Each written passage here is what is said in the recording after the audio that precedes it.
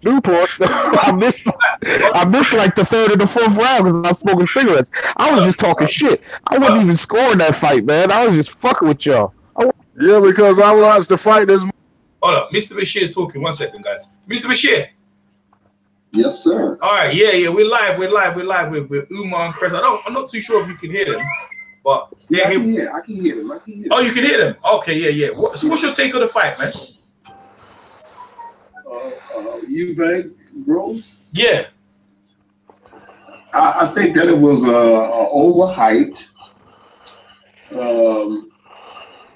overhyped, professional wrestling match. It was ugly. Yeah. It was ugly. It was not any boxing education, and the fight itself didn't do anything to enhance the credibility of the super middleweight division. Mm-hmm. It was a tit for tat, hit behind the head, wrestle, grab, no education. Rose was doing one thing to Eubank all night long, and there was no correction from the Eubank corner to do anything. Eubank had struggled to throw his right hand because Rose simply kept stepping over to the right side, taking away the right hand. And nobody in Eubank's corner did anything to correct it. Mm-hmm. So his father is an imbecile. And then the son is following suit. So yeah, that's what I thought about the fight. I thought it was a non-productive fight. It was boring to me. You said it was dumber and dumber. That's what you said, right? Yeah, dumb and dumber. Because they never corrected what was doing. All Chris Eubank had to do was just step over and cut the ring. But he kept following Rose around all night. Rose kept stepping over to the right, going around a circle, and Eubank followed behind him like a little puppy, and the father never corrected. His father is not a trainer, right? Mm-hmm. If Eubank Jr. wants to go forward, he's going to have to tell his dad, say, look, I got to get another trainer, somebody that knows how to train boxers. Chris Eubank Sr. does not know how to train boxers. He's not a trainer. Everybody's not a trainer. And for the most part, boxers don't make good trainers. I mean, there are some who make the adjustment. Okay, I won't say that they can't do it, but I'm saying for the most part, ex-boxers are not good trainers.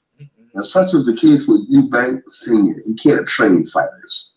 And his son is doing himself a great injustice by not bringing in a professional trainer that knows the tricks of the trade, how to overcome adversity. These guys are just trying to talk their way through boxing. Looking tough at the end of each round doesn't win rounds, Standing there looking tough and making faces, that doesn't win rounds. That doesn't get you points. So that's my take on it, So see Eubank, do you think he's a good fighter in regard? Do you think he's got some talent? Because that wasn't a world-class performance now. That was, like you said, it was wrestling. That wasn't a world. How does Eubank get better? And another thing as well, in the middleweight division, he ain't been no Golovkin, he ain't been no Canelo, he ain't been no Jacobs, he ain't been no Charlo. At super middleweight, I don't got him beating James DeGale. I ain't got him beating Truax. I ain't got him beat Gilbert Ramirez. I haven't got him beat Benavidez. I haven't got him beat Callum Smith. If Eubank faces Ramirez knocks him out. That's what I'm. So where does he go? Like these are the guys in his division. He called up Caleb Truax. I don't think he could beat Caleb Truax. I think he needs to go back to the middleweight division and try to apply his trade there. That's his best bet. Yeah. He doesn't look. I wasn't impressed. I wasn't impressed with him or Rose, really. I wasn't impressed with. No. I think it was the worst fight of the Super Series. That's what I think. It was a very ugly fight, a very ugly performance, and like I said, they didn't do anything to enhance or promote the super middleweight division. The super middleweight division, for the most part, is not an exciting division. It's just never. The whole history of the division is not exciting to me. So if you check the history of the super middleweight division, going back years ago, it was never an exciting division. It's just never been exciting. I mean, off the top of your head, name me the 5 best super middleweights in history. You got 3 minutes. The 5. You can't do it. I can't. Five. Yeah, I could do that. Of course, I could do. I could do that right now. I got Tommy. I got Tommy Hearns. No, not Tommy Hearns. I got Joe Calzaghe, Chris Eubank Jr., Chris Eubank Sr., Nigel Benn. I got James Toney, Joe Calzaghe, Carl Froch. Less than 3 minutes. There you go. But those guys were middleweights. Those guys were middleweight starting out. No. Carl Froch stayed all his career at super middleweight, and so did Joe Calzaghe. Okay. All right. Yeah. Okay. You bet. Where's Andre Ward at, EJ? Andre Ward. My bad. Andre Ward. Andre Ward. But they got those fights. I mean, Calzaghe was a bit exciting. Carl Froch was a bit exciting. Andre Ward was a bit exciting. But there was never fights in that division that quite captured the imagination of the people where you can go to pay-per-view and say, this is what we got. Yeah. This is what we got. You can't go to pay-per-view with that. I mean, there were good fights at super middleweight, but you name me the guys that can go to super that can say, all right, we're going to pay-per-view with the super middleweight division. Can't do it. Can't do it. Andre Ward at super middleweight was mediocre to me. I mean, he won some fights, but it's like the people could say, I can take it or leave it. I can take it or leave it. Yeah. All right, Umar and Chris. So it just wasn't that attractive. Yeah, Umar, Chris, you want to ask Mr. Bashir some questions about Eubank? Go ahead. Umar, Chris. Okay, maybe not. Hey, Can y'all hear me? Yeah, fine. Go ahead, Chris. I say he had a fight with Billy Joe Saunders. He did the same thing he did with Groves. He followed him all around the way. You think he can change anything at 29 years old?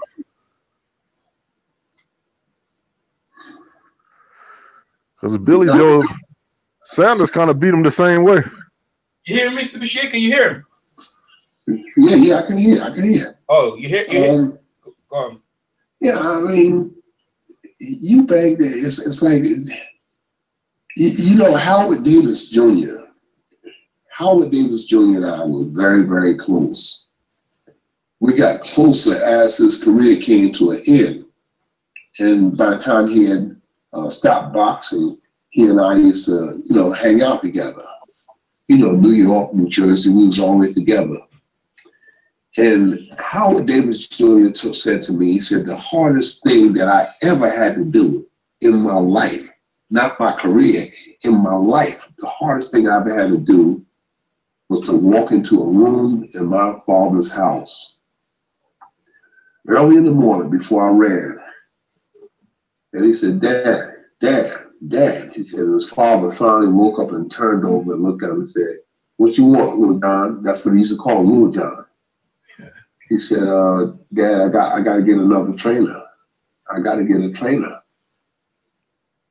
And he said, his father looked at him and said, hey, son, you have to do what you have to do. He said, go ahead and run. I'll see you later on. And his father went back to sleep. And he said that morning that he ran, he ran with a heavy heart because he said he saw the hurt in his father's eyes. He said, but that was the hardest thing I had to do in my life. To tell my father I had to get another trainer. Oh, his father used to train him? And I think he started working with Jimmy Glenn thereafter. Oh. Yeah. I didn't know that. I'm telling you, this was Howard Davis told me. He said, he said, I had to tell my father I got to get another trainer. Because it wasn't working. So Chris Eubank Sr., he's got to be a man now. He's got to start looking around. His father is not a trainer. He's not a teacher. Otherwise, he would have told the son that, hey, look, cut the ring off, stop following him around, cut the ring off, step outside of his front foot, step outside of his left foot where you can land your right hand. He couldn't land the right hand because if you watch the fight, you'll see Groves kept going to the right side. He kept his left foot outside of Eubank's left foot. Therefore, Eubank couldn't land clean right hands. And the right hands that he landed, they weren't flush, they weren't clean. And he kept following around the circle, round and round, never stepped over and cut the ring off. And the most amateurish trainer would see that you got to step over and cut the ring off and stop following. He did that against Billy Joe Saunders too.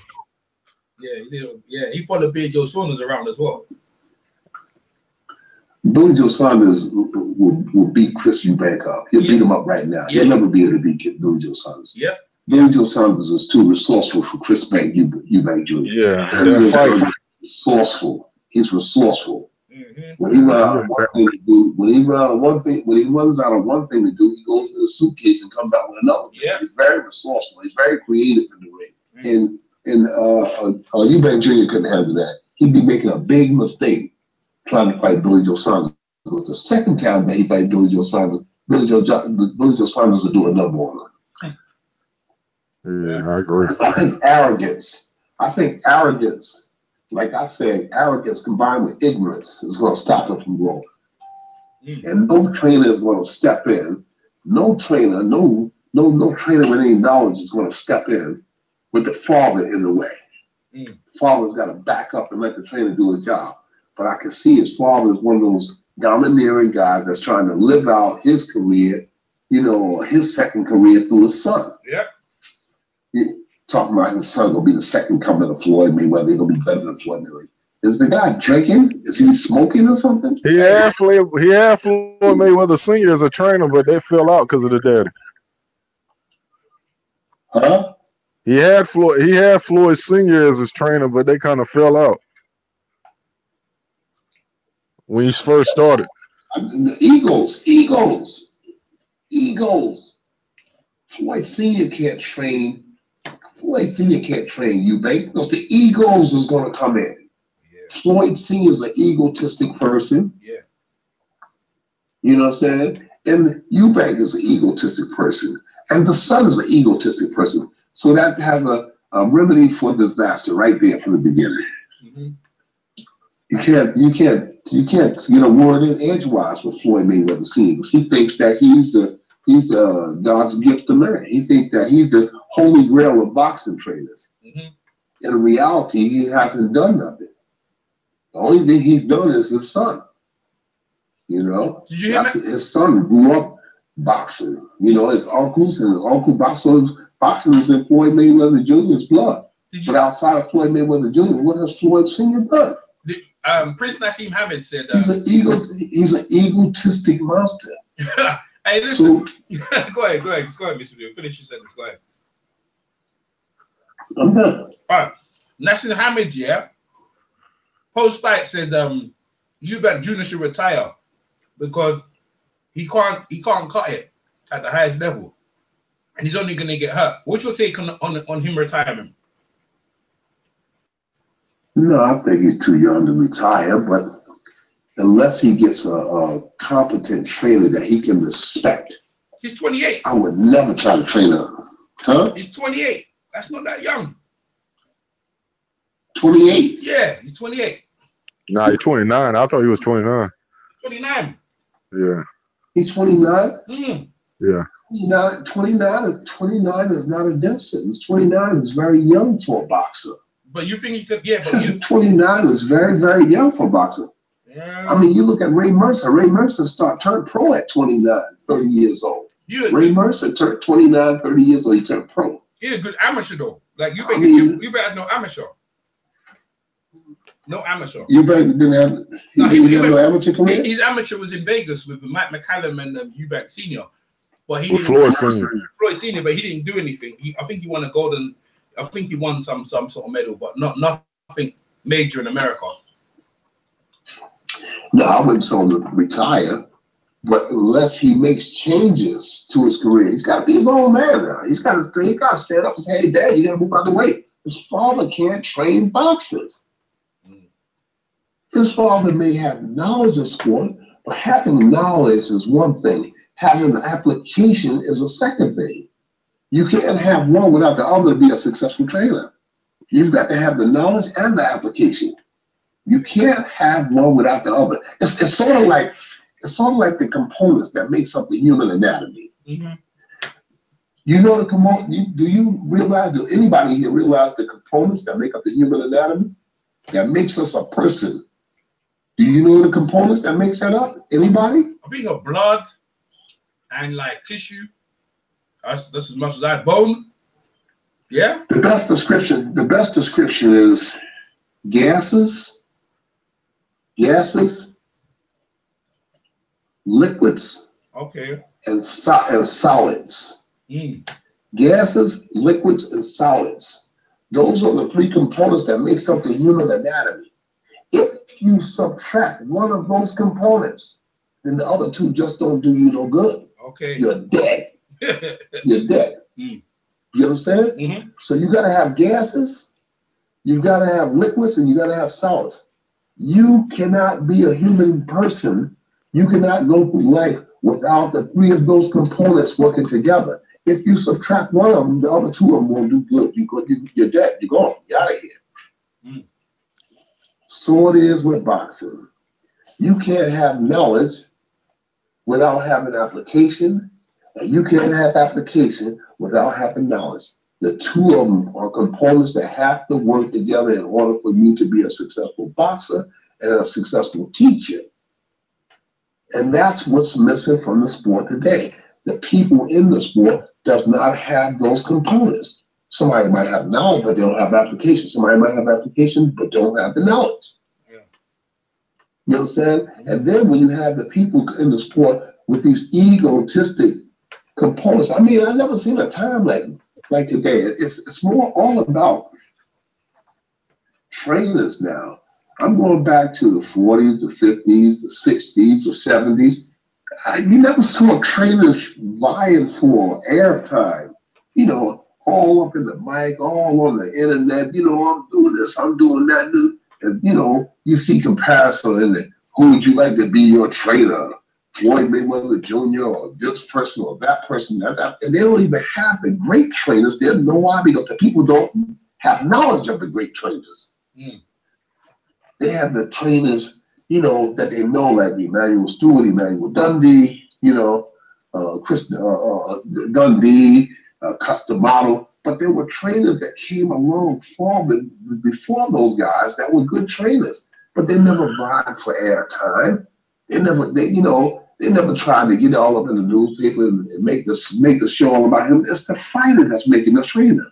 Yeah. It's the fighters that make the trainer. It's the fighters that bring the trainers across the line.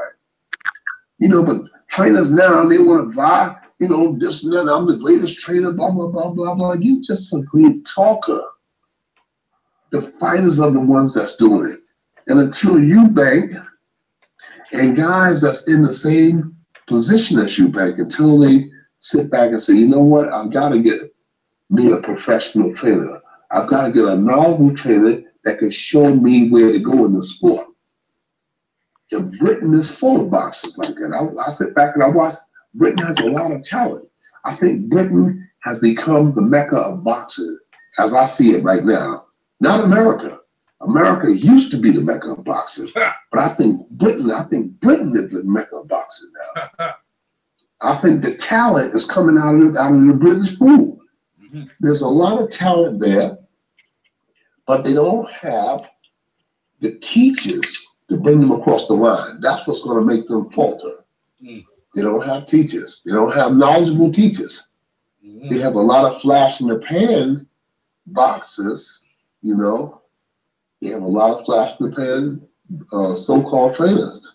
But I'm watching the mistakes that they're making, you know, even at the highest level, you know. But I think that Britain is the mecca of boxing now, not America.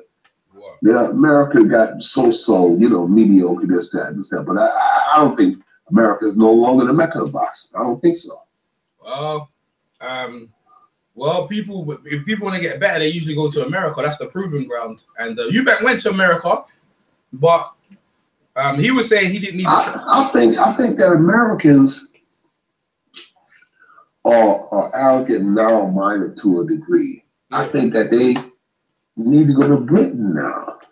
You think so? Yeah, I think that Britain is coming forth with some great talent in every division. They're coming forth with great talent. Yeah, I guess so. Well, I gotta disagree with that. Okay. Why? I mean, in England, I don't think they have very many good fighters. Like, I'm just being honest. I don't rate 9 out of 10 of their fighters over there. I think are trash. Okay. All right.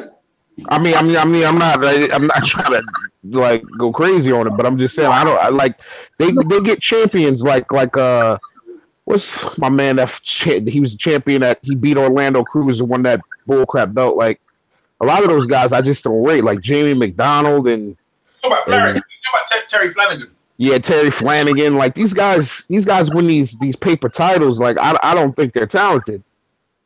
I think they're food for most fighters. Let's come to America. What do we got in America?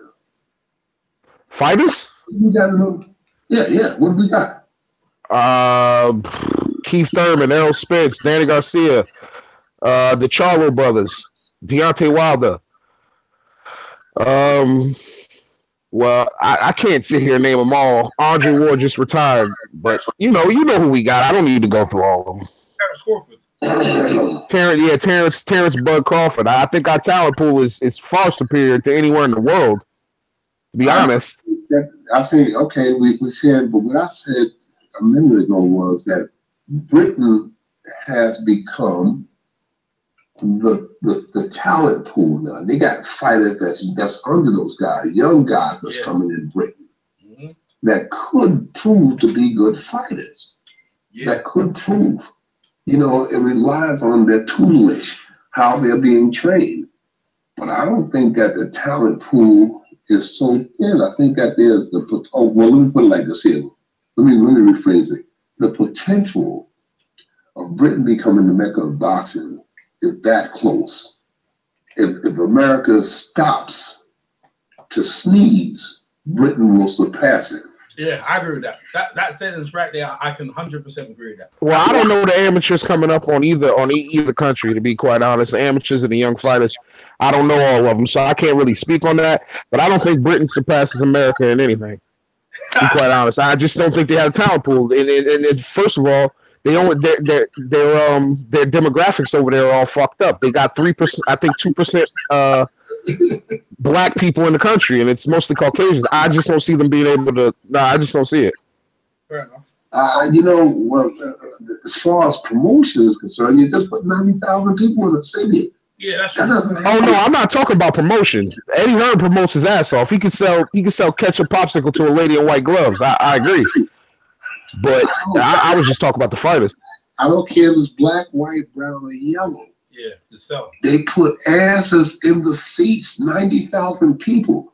I mean, walking into that auditorium was deafening. I said, God, man, and I've been in boxing a long time, but man, walking in there and see 90,000 people.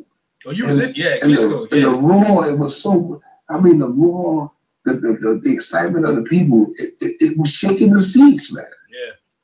Yeah. You know, and I said, wow, when can we do this in America, you know?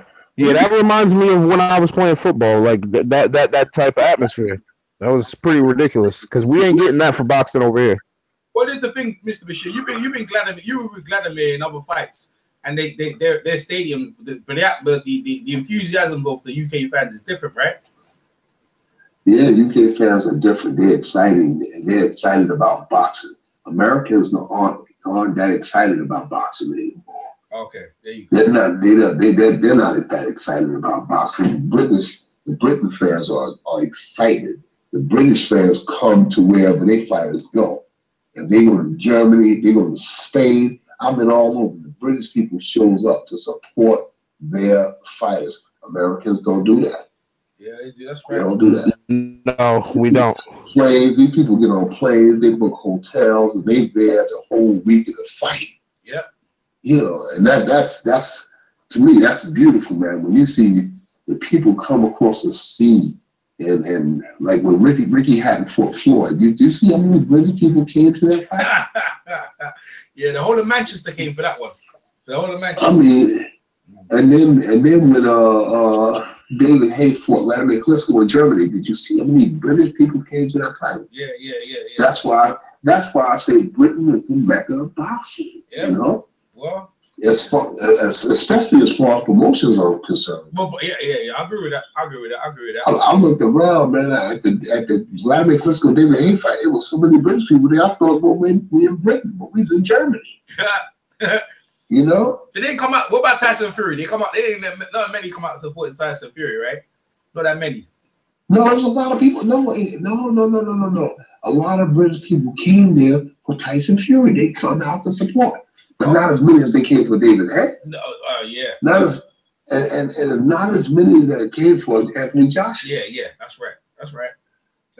As far as promotions is concerned, as far as getting money, I can understand AJ said, look, I ain't gotta come to America to make my money. I can sit right here and make money. Yeah. You know, I can make money right here. I can make money sitting on my porch. Because the British people are going to support. Yeah. Well, one thing about the British people, if they like you, they're going to get behind you. Mm-hmm. White, black, brown, and yellow. If they like you, they're going to get behind you. Now, see, that I agree with. I agree that Anthony Joshua don't need to go nowhere, because why would he if he can sell all those seats? I agree with that. But I just hate that those hypocrites from over there who used to shit on Andre Ward for not coming to fight Carl Froch, never leaving Oakland, but now they're okay with Anthony Joshua staying over there. Like nah, you can't have it both ways. That's a good point. Well, you know, you look at the latest here. Roy Jones never came to fight Eubank, never fought Nigel Benn, John Collins, Darius Mekushevsky. He never went over there to fight them. Yeah, he didn't. He didn't come to fight them. It's true. Those are fights that's going to come back to haunt his history. Mm-hmm. Because those are the fights that people wanted to see, but he was so afraid of getting robbed or getting jobbed over there. Well, guess what? Ray Robinson and Muhammad Ali went back and forth to Britain like it was around the corner. Yeah, they did. Ray Robinson would go over there and take his home, take his barbers, take his women, take his shoe shine boys. So he took everybody over there. Yeah. Not one time, but a few times. Yeah. Who did Ali fight? Carl Mildenberger, Brian London. Yeah. Who else? Ali, yeah. Henry Cooper. Yeah. Who else? So what's the other guy? Jorgen Blin. Yeah. He was going back and forth to Britain. You know what I'm saying? In Europe, he was going back and forth over there like it was around the corner. Yeah. So who is Floyd Mayweather or Roy Jones to say, I'm a world champion, but you fight your whole career in one place? If you're the world champion, the world wants to see you. Ali and Robinson took those chances. They took those chances. They said, look, I ain't backing down from no motherfucker. Come on, I'm the champ. I'll fight you with. But if that's the criticism, fair. That's the criticism, fair enough, especially for Roy Jones. But I want that same energy from everybody about Anthony Joshua. If he don't ever leave England, I want that same energy towards him, because I'm tired of people coddling that dude. They coddle him like he's a damn newborn baby. I think that Anthony Joshua needs to come out of Britain to establish his legitimacy. You know, I think that he's legit myself. Yeah. But I think to establish it in the minds of all the people, I think he needs to come to the States at least one time and crash somebody and say, grab somebody legit. You know, I don't know that Deontay is going to get past this guy Ortiz. Yeah, that's right. But Ortiz old though. He old in the inactivity, man. Hey, Mr. Bashir, Ortiz was in high school when you was in high school. He's old, man. He ain't beating nobody no more. Nah. Mr. Bashir was answering my point though. About his old Ortiz. Go ahead, Mr. Bashir. I think that the fight itself is a crapshoot for Deontay. It's a crapshoot. What's that mean? What? Deontay, on paper, Deontay should win this fight. Yeah. But I think it's a crapshoot. I think that Ortiz is a wounded lion. He knows that he's aged and old. You know. What did he say? 35. Something like that. Yeah. They say that, but I think he's about 50. But I'm just being honest. Okay. You know, a lot of African fighters, a lot of Cuban fighters, you can't tell how old they are because they're birth certificates. You know, I'm here in South Africa right this minute, and a lot of people here in South Africa don't have birth certificates. Shit. You don't know. You go down to Ghana, Africa, Nigeria, people don't have birth certificates, and you just got to go with what they tell you. Yeah. You know, you just got to go with what they tell you. But I think that Ortiz is a live underdog and he can cause problems. You know, I think Deontay should win that fight, but again, Ortiz is a live underdog and he can cause problems. Yeah. If he lands something. Yeah. You know what I'm saying? If he lands something, he can cause some problems. You have to see. You know? You see the Brandon Rios fight? You see the Brandon Rios fight?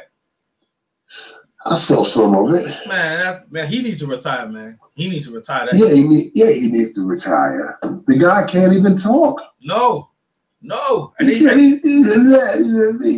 they're making excuses for it. Making excuses. He said fight stopped too early. No, the guy might have some brain problems. Do you hear how he talks? Yeah, it's bad. He's just slurring all the time now. It's really bad. Yeah. He had it from the Mahal Mike. He started getting it from that trilogy they had though, or whatever. Started getting it from them. You know what I mean? Then, like you said, he gets hit to the head too many times. But the trainer said, "Oh, if the referee might have stopped it too early." They said, Mikey, but that what's his name? Robert Garcia. He said, but he was gonna throw the towel anyway. Brandon's done, man. Like that, man. That was horrible, man. I knew he was gonna get knocked out. You see the robbery with David Alexander? Yes. Give us your take on that one. I think that he clearly won the fight, you know. Yeah. But I think that they're trying to line Ortiz up for another big payday before they cash in on him. Yeah, they're gonna cash in on him. Yeah, because Ortiz has done his out, but you know they want. He still can draw the Mexican dollar. Yeah, he can. And they're trying to save him for one big payday and then cash out. But Devin Alexander should have got the decision. He should have got the decision. Yeah, well, one of the worst scorecards I've ever had. But there was so much going on, it kind of got put under the shadow. But it was one of the worst scorecards, man. Bad. Man, in America, man, it's bad, man. Yeah, it goes on all the time in America. Yeah. All you gotta do is get to one of them judges and give them an envelope, and you can get it with back practically anything you want. And the judges can't be prosecuted as well. They should be prosecuted for that, man. That's something. Yeah, they should be. It's been going on for years. But the reason that it still goes on is because the fans don't do anything about it. Yeah. The fans don't do nothing about it. Just like the police in America shoot people all the time, and they're going to continue to shoot people because the people won't join hands and do something about it. Yeah. You know, they won't do nothing about it. As long as you don't do nothing about it, the shit going to keep going on. When somebody steps up and says, listen, we're not going to tolerate this anymore. You do it again, we're going to take it to the streets. We're going to start going to the rooftops. And like the days of the Panthers, you know, going back to 50s and 60s, jokers go to the rooftop and they start shooting the police cars right through the window. They say, oh, innocent cop got killed that night. Say, hey, man, you had the blue uniform on, so this is a war. Kill us, we're going to kill you. That will stop it. That will stop it. And so that you can look at any situation where injustices are happening. The only thing that can stop it is the people. You know what I'm saying? Is the people. When you start dealing the hand that they're dealing to you, then they'll stop it. Just like in America, the police kill people all of the time. And then the state pays out the lawsuits. You always hear about so-and-so got $3 million from the state. So-and-so got $15 million from the state because the police unjustifiably killed somebody.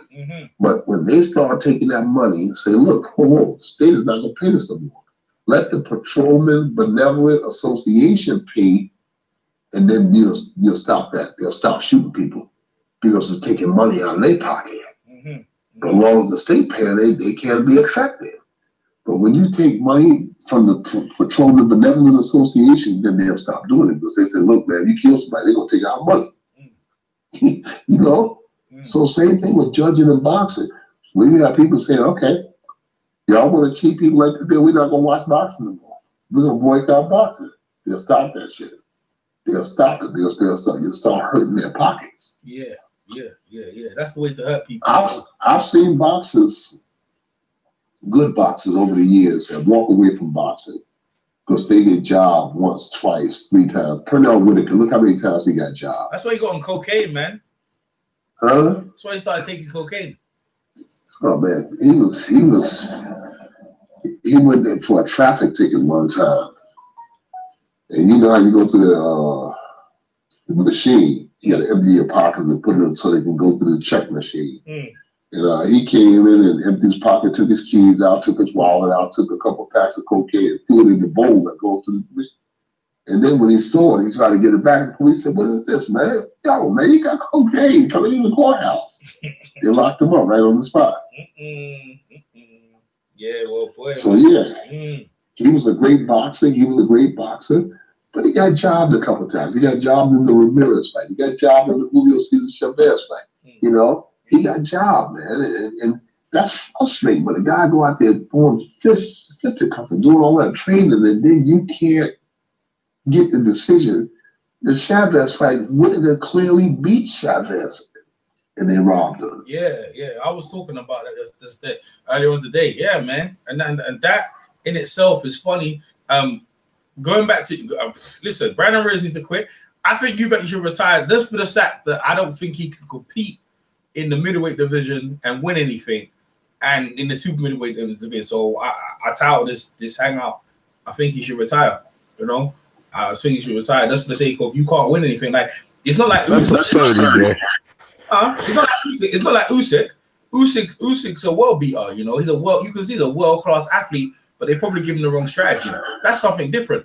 Eubank, yeah, if you give him the right strategy, he might have some success. But I don't trust it though. I don't trust it because there's a lot of gaps in his games, and he didn't get the amateurs. It looked to me like Usyk should win this tournament. But having said that, he looked like he didn't have a strategy for the Breeders' fight. Yeah, there you go. It looked like he was minus a strategy. His corner was minus a strategy because he took a beating in that fight. That's right. He won the fight, but he took some hard shots. Yeah. And this guy that he's getting ready to fight now, his punching power is a grade up from Breeders' power. I said the other day that I think ever since you left his camp, he looks like dog shit. Yeah, well, you know that's the choice they made. That's the choice they made. You know, he said that he didn't like the chaos between me and the assistant trainer. He said the assistant trainer would set up a program for him, and then I would come into camp and train him. I said, well, goddamn, I'm the trainer. I thought I was the one supposed to train. Yeah. I mean, the assistant trainer is 34 years old, 33 years old. I'm fucking 67 years old. What the fuck was I supposed to do? I'm supposed to follow my own thought, my own mind.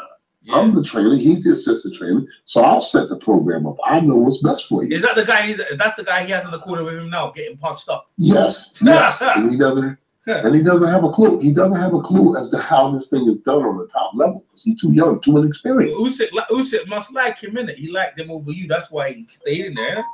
Probably. Well, you know, I mean, I've seen that before, you know. I mean, Chris Bird had his mother and father in the corner with him, you know. Yeah, and his wife was the manager, yeah. So you gotta, fighters do things to make themselves comfortable, but that's not always the best avenue for them to take.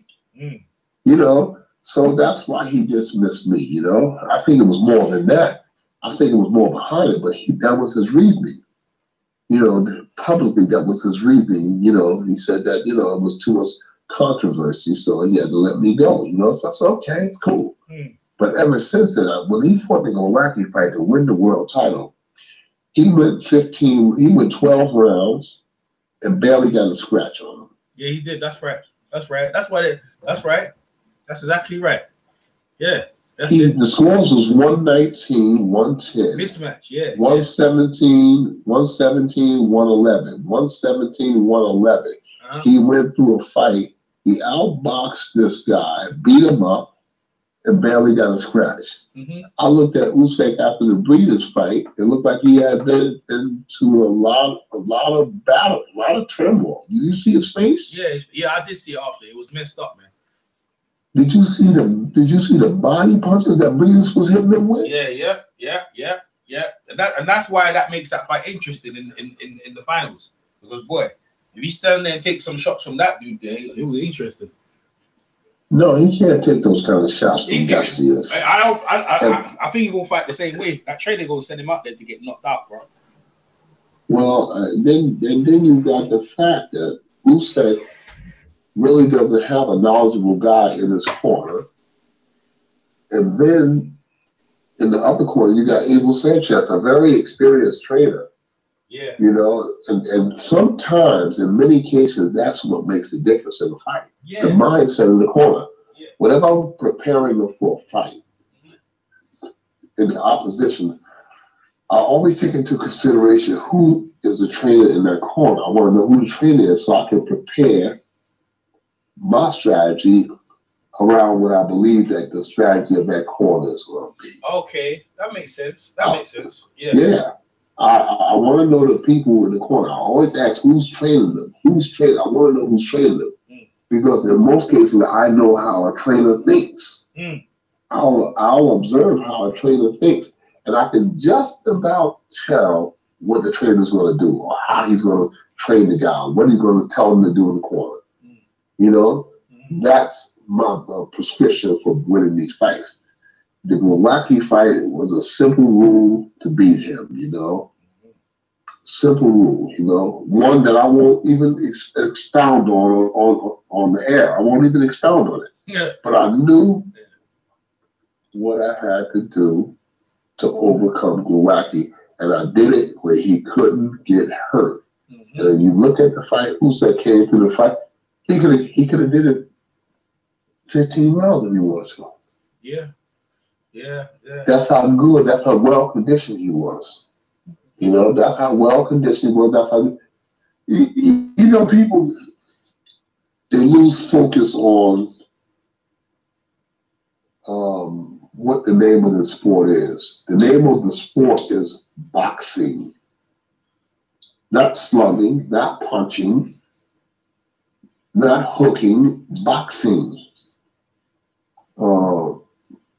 Boxing 101. Boxing is the rule. Learn how to get your jabs in and work your other punches off the jabs without getting hurt. But in the fight, the Breeders' fight, that fight was very close to me.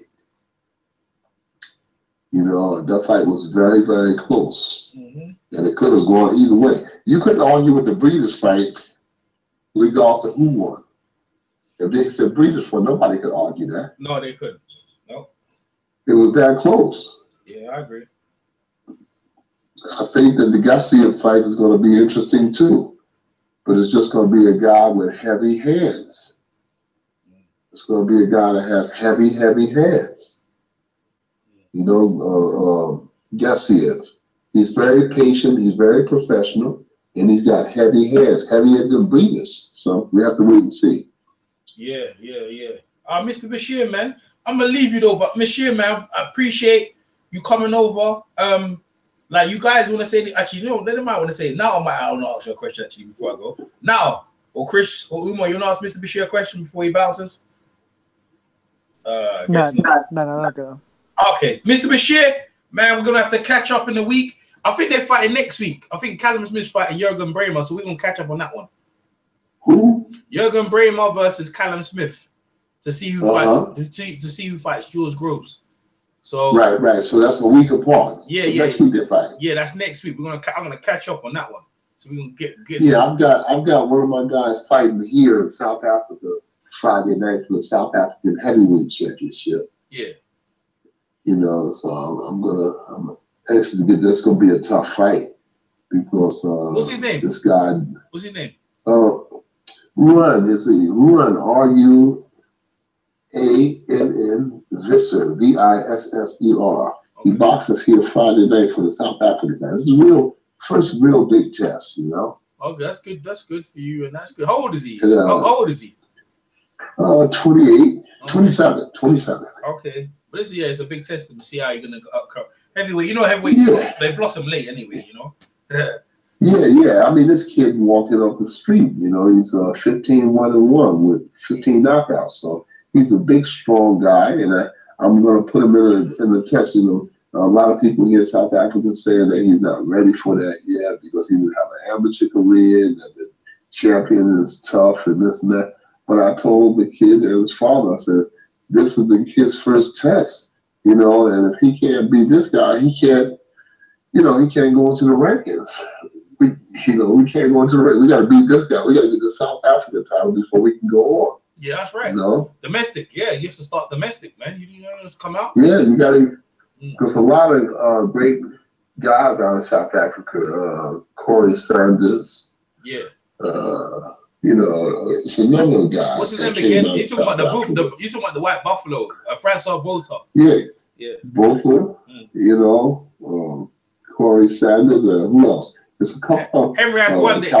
Henry Akawande. Kelly Kanosi. Yeah. Kelly Kanosi and Jerry Cosia. Yeah. You know, it's a lot of guys that came out of here that won the heavyweight championship. Yeah. So I can't see why he can't be any different. You know? Yeah, that's right. You know, he can't be any different. You just got to be, you got to roll the dice sometimes. Yeah. You got to roll the dice, you know. But I think that, Brother Eubank, I think that he needs to do some soul searching. He needs to sit back and do some soul searching, put some ice pack on his head, you know, and get a massage or something and sit back and think about what he wants to do. The first move that I would make is go talk to my father and say, look, Dad, you got to sit your ass down, get out the way, let me get a trainer here so I know strategy. Yeah. Because his father's not a trainer. I don't see it. His father is not a trainer. Does anybody on the show disagree with me? I do. Yeah, I agree with you because them punches he was throwing, he looked like somebody he looked like a drunk guy fighting on the street. No disagreement. Yeah, he was rolling the dice. He was throwing punches like somebody in a street fight or something. Can anybody count how many jabs was thrown in the fight? He ain't throw no jab. I ain't see him throw in the Billy Joe Saunders fight. He looked worse than that. Yo, what's his name? In the chat, they're asking, is it too late to learn fundamentals, Mr. Bashir? No, not at 28. 29, no, it's not too late to learn fundamentals. But Mr. Bashir, he thought he won the fight, though, Mr. Bashir. You know, do you know that? He was drunk. He was drinking before the fight. No, he wasn't drinking. No, he said I thought the fight was close. I thought I won the fight. So because he thought he won the fight. Yeah, he thought he won the fight. Well, let me ask you this here: do you think he won the fight? Hell no! I gave him one. But Mr. Bashir, Chris, do you think he won the fight, Chris? No, I don't. No, I don't. Not at all. I thought he got knocked down, and the referee didn't call the knockdown. Well, knocked down twice. Right. Because he was on that rope, that bottom rope, right? Yeah. The rope has held him up. Yeah. Who else is on the show? Does anybody else think that Eubank won the fight? Yeah, Umar does. Umar does. Umar does. Do you think Eubank won the fight? Nah, ain't no way in hell.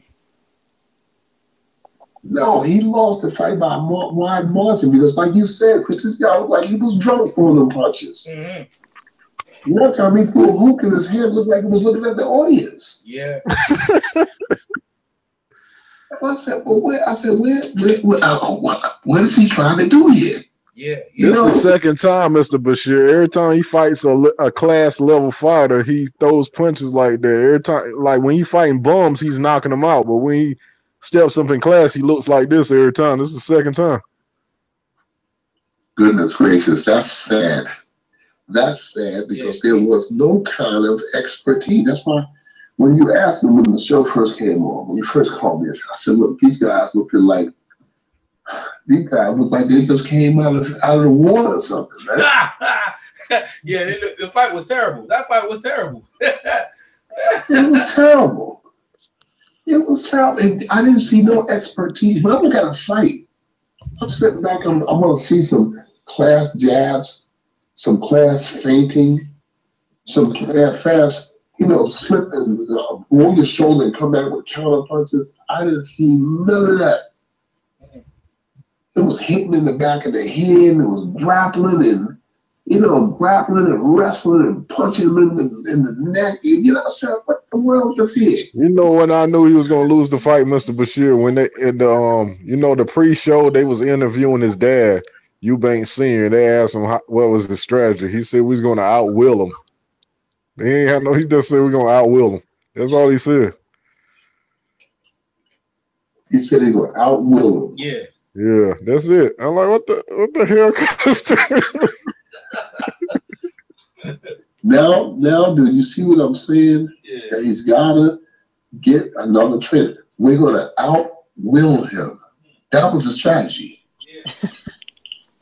Yeah. That was the strategy. We're going to outwill him. That's what he said in the pre-show when they sat down and interviewed him before the fight started. Good God. We're going to outwill him. I've never heard of a strategy like that. We're going to outwill him. Yeah. Me either. I totally said, what kind of shit is that? That shows you why he was right. Yeah. That shows you why you find them big loopy hooks. We gonna outwill him. We gonna land one of these hooks out here. We gonna take him out. Oh man. Well, that didn't happen. Nope, no sir. What is Plan B if you cannot outwill an opponent? Question right there. Chris. Yes, sir. What do you do if you cannot outwill the opponent? I was waiting for him to answer something. I like that's all you gonna say. What's Plan B? It's got to be Plan B. Well, he said we're gonna outwill him, and he was banking on Groves getting tired in the later rounds. That's what he said before the fight started when they interviewed him in that pre-show. And then Eubank Jr. can load up on them balls that he be throwing.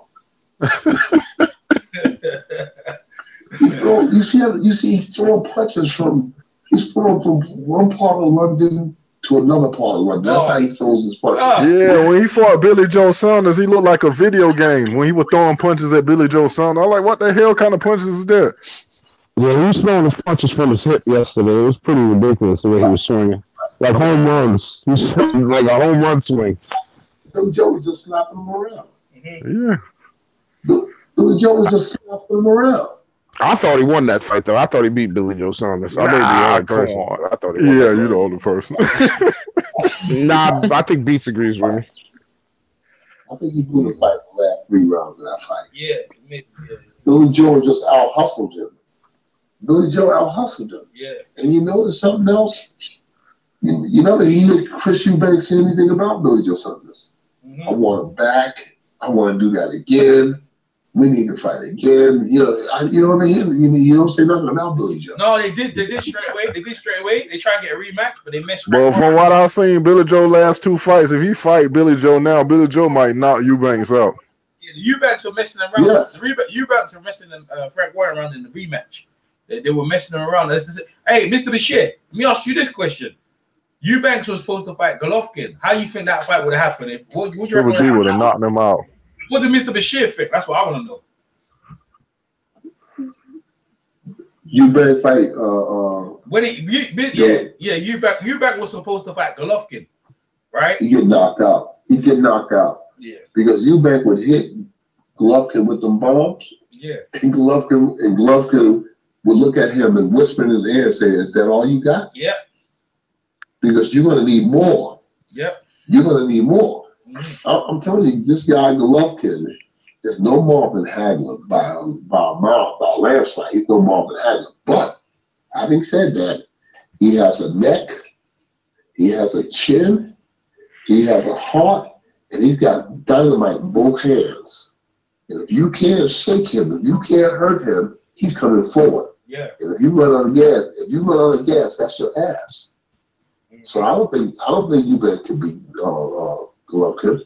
I don't think he hit hard enough. I don't think he hit hard enough to get Triple G's respect. Triple G is a wolf. You know what I'm saying? You got to come in there with a boulder and you got to hit this dude on top of the head and try to knock him out. Because if you can't knock him out, chances are you're not going to win the fight. No. Because he's coming forward. And he's coming forward for boulders with both hands. He's just a tough leather neck guy. He's just tough. Yeah, he's not a good boxer. He's not a good strategist. I disagree with the strategies Abel Sanchez has set for him in the last 2-3 fights. But he's just tough. You know? I mean, Canelo, if he had sat down on his punches and boxed a little more, he might have got him. But Canelo said, listen, I'm not taking the kind of chance. I'm going to hit and go. You know, if you can catch me on the move, great. But if that's what you would have to do. What about Canelo and Eubanks? He can't beat Canelo either, can he? No, he can't beat Canelo. Can't be no one. Canelo's too young, too willing, too strong. He beats Chris Eubank. Chris Eubank is not showing me nothing. He's out there throwing bolo punches. Yeah, I can count the jabs on one hand that he threw in the fight last night. I didn't even see him throw a jab, to be honest with you. If he did, it was like a spur of the moment thing, like stay away from me jab, you know. But there was no intentful jabs. I didn't see him. Everything he did was winging. He threw some uppercuts, you know. Like you said, they tried to outwill him. They tried to rush him. And for him to say that he thought he won the fight, you know, you asked the proper question. Was he drinking before the fight? You know? He had to be drinking thinking he won the fight. The dad knew he won. The dad said we definitely lost, but we'll come back again. But Eubanks Jr. know he lost the fight. You saw his face after the fight, EJ. He kind of knew he lost the fight. No, I'm telling you what he said. What I think is what he said. He said he thought he won the fight. It was close. I thought I won it. And dad goes, no, we lost. But dad said, no, we lost. And we'll try and come back again. Congratulations to George Grove. They get credit. But you know what I mean? His dad got to take. See the thing is, dad said he's gonna be better than. He's gonna be better than Junior. He's gonna be better than Chris, than Mayweather. He's gonna be better than all of them. That's the problem. Naseem Hamed said, man, listen, this guy needs to sit down. Naseem, that's what I'm saying. Like, you can't talk all that stuff and blink the hype. That's why everyone came to watch the fight. Everyone came to watch this fight here, and you got all the attention you wanted, and on the biggest stage possible. You look like a complete novice. It's like when AJ fought Vladimir. You know, AJ fought Vladimir, and it was the test for AJ. If AJ would have failed that test, well, you know, he would have got the same criticism. Not saying that thing he gonna get hurt. He's just worried about him getting hurt. I just keep hearing some people saying AJ don't have no stamina. AJ can't take a punch. I said many moons ago that if AJ has the ring generalship, the tenacity, the ability to get out of trouble once he's in trouble, that he would be the second coming of George Foreman. I'm still saying that. The AJ is in the he's in the making, but he's the second coming of George Foreman. I predict that he's the second coming of George Foreman. That he's gonna walk through the heavyweight division and he's going to crack everybody that gets in his way. I predict that. Yeah. All right. I don't think there's nothing wrong with his chin. I don't think there's nothing wrong with his heart. He got hit by a heavyweight. The last thing to go, people say, well, he got knocked down from a 21-year-old man, you know? No, but people that don't know boxing, that the last thing to go on a boxer is his punching power. Mm-hmm. It doesn't matter about the age. Doesn't matter, you know. The last thing to go on the boxer is his punching power. Vladimir caught him and cracked him. AJ went down like an old building, but he got up. Mm-hmm. Yeah, Vladimir normally sleeps guys with those punches. Huh? Vladimir normally sleeps people with those punches. Well, if you look at the fight, Vladimir knocked AJ's hand down with the left hand. He threw the left hand out like he's throwing a jab, but he knocked AJ's left hand down and he came right on the top of him with a right hand on the temple. Mm-hmm. Just look back on the fight, you'll see him knock the hand down.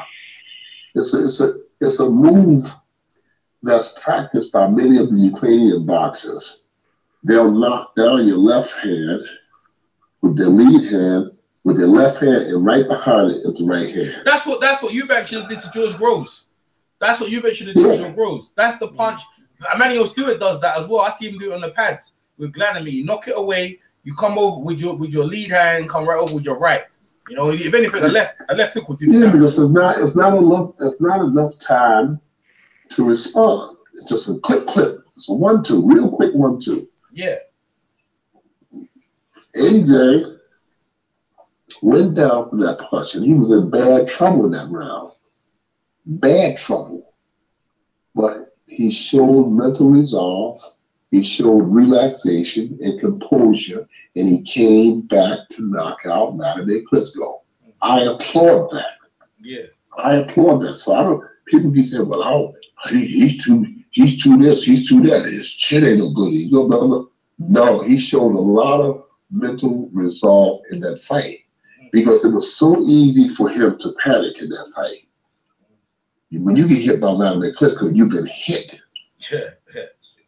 So it was easy for AJ to get up and lose control, panic, and come out the next round with doubt in mind that I'm going to get knocked out, I'm going to get beat here. But he found a way. He found mental resolve. He went back to boxing. He gathered himself. He got his strength together and came back to get the KO. I don't know what people are talking about there.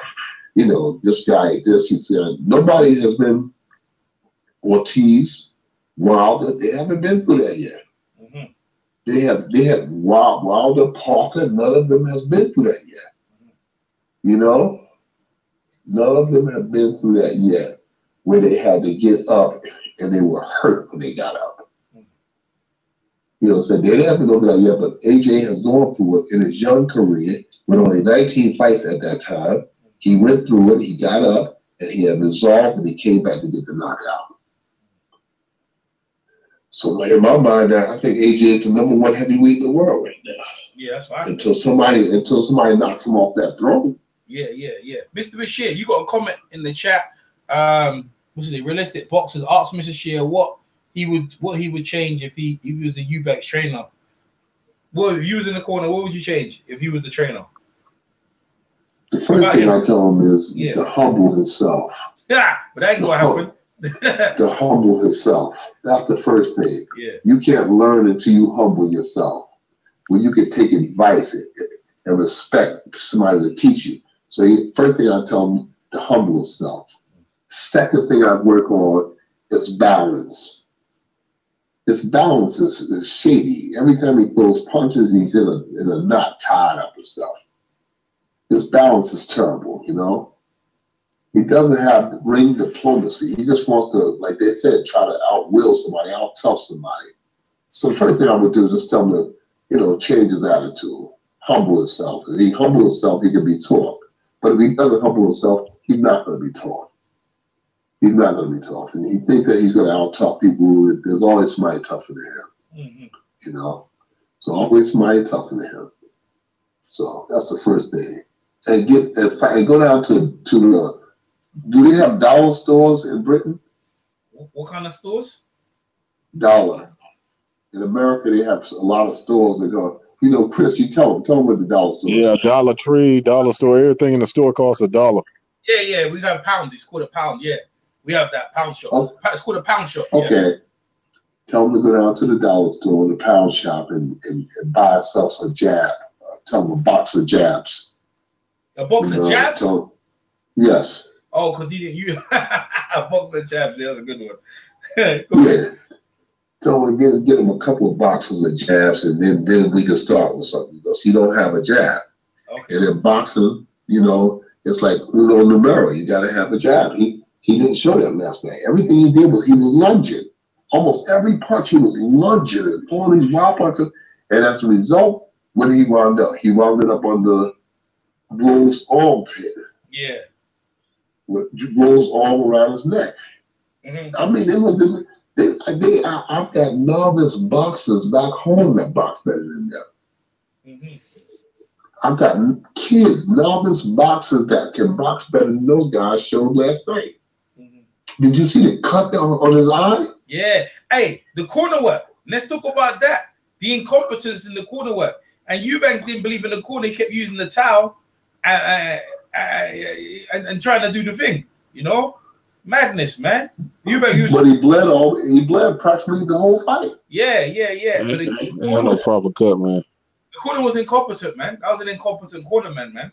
That's lead. No, Go ahead. Why? Why? Because they didn't have no professionals in there. Well, that's Lee Selby's manager, who's the cuts man. Oh God! So they went cheap. They went cheap. I think they went cheap on sparring. I think they went cheap on the cuts man. That cost them in the fight in a major. When Jules Groves corner, they had Jimmy Tibbs. He's experienced. He's been all the greats of Eubank. He's been with Ben. We've been with Ben. He's been Ben and other big punchers actually. And when you're trying to win a valuable tournament such as the Muhammad Ali Trophy, you don't cut corners. Yeah. You bring in the competent help and you pay them for their services. That's right. I need a competent cut man. I need a competent second, and I need a competent trainer because we go into battle. And when you go into battle in such a valuable tournament, you have got to bring in the big guns and pay them. Pay them. Going back, Tommy Parks trained Tracy Patterson, Floyd Patterson's son. Tommy Parks trained him. He trained Ray Mercer. He trained Charles Murray. He trained a number of good fighters. And every time I had anything close to a big fight, I would bring in Tommy Parks. And one night I brought in Tommy Parks, and Tommy worked in it. Everywhere I looked in the hotel, Tommy was there. He was knocking on my door. So I said, yeah. He said, who is he? He said, well, it's Tommy Parks. I said, yeah, Tommy, what's up? It was like 2 o'clock in the morning. He said, it's Tommy Parks. I said, yeah, what's happening? He said, could you open the door? I don't want to talk through the door. So I said, open the door to come in. Tommy Parks came in and says, what are you going to do about the money? I said, what money? He said, the money that you owe me for fixing the cuts, working the corner. I said, I must send you a check. He said, no. I need my money tonight. I said, Tommy, you're a millionaire. What's the problem? I said, it's only a couple $100. He said, I didn't become a millionaire by waiting for my money. I need my money tonight. He was serious. I went and got that money. I went to the promoter and got the money to pay him. Because he taught me a lesson. He said, no, you get paid. He said, I might die tonight. And you won't give the money to my family. So give me my money tonight. I work tonight. I want to be paid tonight. That's right. Yeah. I learned that right from one of the best trainers that ever lived, Tommy Parks. He was a smart trainer, clever old guy. You know what I'm saying? Clever. Tommy Parks told me, he said, listen, I got one lung in my body. I don't know when I'm going to kick out of here. Give me my money. I want my money tonight. And he was. And what leave me? I said, all right, Tommy. I said, all right, we go get your money, man. I had to laugh at it, but it was serious, Yeah. So you don't cut corners when you got a serious fight. You're trying to save money. You're trying to make money. The only way you can make money is to bring in the big guns. You bring in the best trainers and stuff, Yeah. You in your corner, you had Stitch Duran, one of the best. He's one of the foremost best cutsmen in the world of boxing. He was telling me in the hotel of the before your big fight, how to do with when someone's got a swelling, how to deal with it. He goes, when you put a swelling, you don't rub it backwards and forwards. You put pressure in it where the area is, and eventually it should go down. Now, Eubank, Conor Ben had an incompetent cutsman. He had a swelling in one fight, and what he did in that fight, the cutsman. What a cutsman did, the cutsman moved the swelling backwards and forwards, and the whole swelling engulfed the whole eye. You know what I'm saying? Like it was incredible, and I was like, whoa, because I remember what Stitch Duran told me, and I was like, whoa, and you see the swelling because you only put pressure in the area. The guy smooth kept rubbing it backwards and forwards and spread the swelling over the whole man's face. Incompetence, man. Well, it's incompetent. But you can't gamble when you have a big tournament like that. Then you bring in the best people. I'm sure there was other cutmen there in Britain that they could have used, but for the fact they didn't want to pay. Yeah. You think he's gonna get better? You think he can get better with being cheap? Like he don't want to pay people, so how you gonna get better? Yeah, that's a good thing. That's a good question. You know, how are you going to get better? Mm-hmm. How can you get better? Yeah. Like I said, the young man, it happened to him. He had a big cut on his eye. You see that big cut? Yeah. It Well, the headbutt did that, right? Yeah, I think it was. Chris said it was a cut, but I think it was when Eubank kept dumping him with his head. That's what I think it was. Yeah. I think it was caused by a punch, though. No, I don't think so. Chris, you see what happened? Yeah, it was a slight. No, I think they both. Yeah, it was slight, Chris. I think they both. Yeah, because that's what I think it was. Yeah, and then the punch landed after because he kept diving in with his head, and then like Mr. Bashir, because he couldn't judge range, and he kept jumping in, lunging in, and that's what caused it. Go ahead, Mr. I thought one of them times that he was going to get flatlined jumping in there. Eubank's jumping in face first like that. I told you, I got novice boxers back home that box better than either one of them. Eubank looked like he was playing a lottery. Let me I think that I hit something. Maybe I hit the big number, you know. Let me just throw this punch.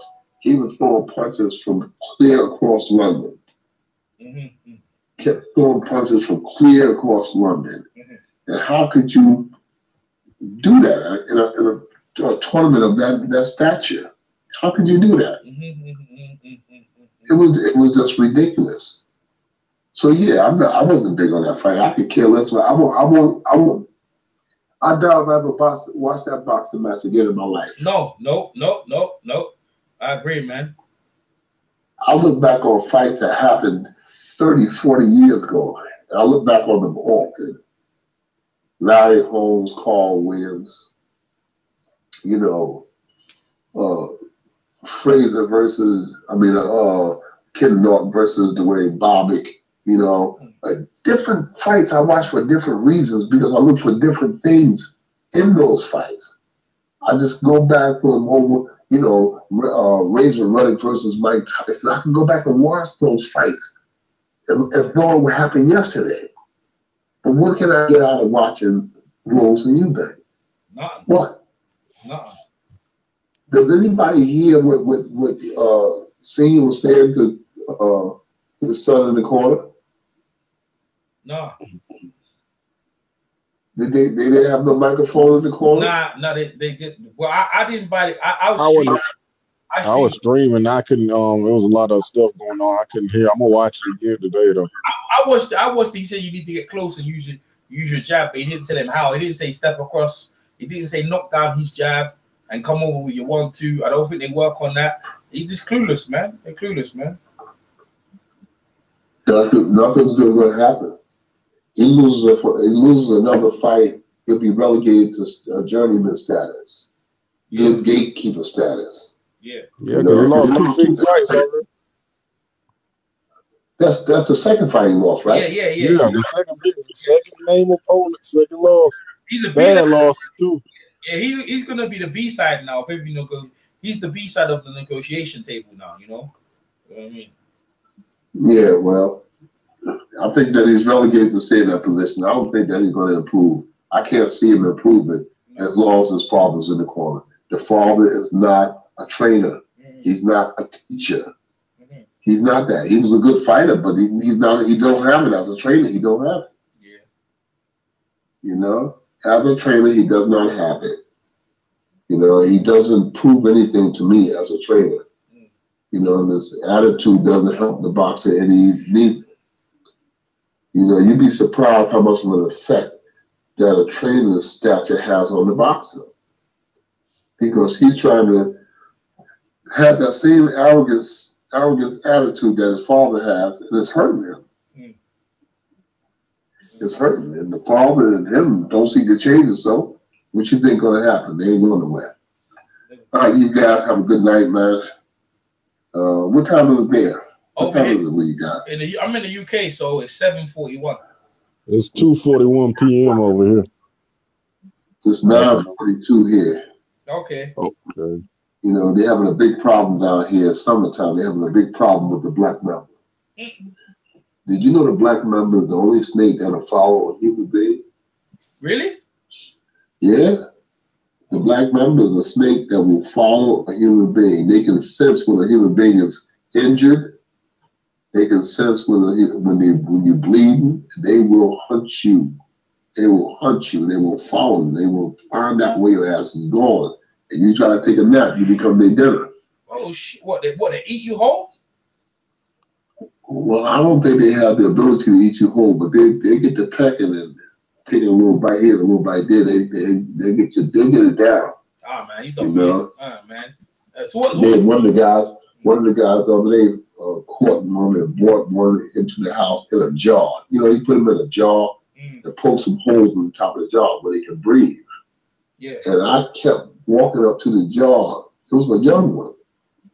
But I kept coming up to the jar with my fingers, you know, and he would rear back and peck the jar like he was trying to bite, like he was trying to squirt some venom in me.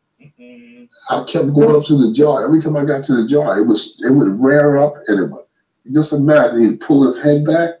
As soon as my hand got by the jar, he would lurch forward like he was squirting vinegar, like he was trying to bite to get his venom in me. You could see the stuff dripping in the jar. And I said, look at this thing. This thing's it couldn't have been more than 2-3 weeks old.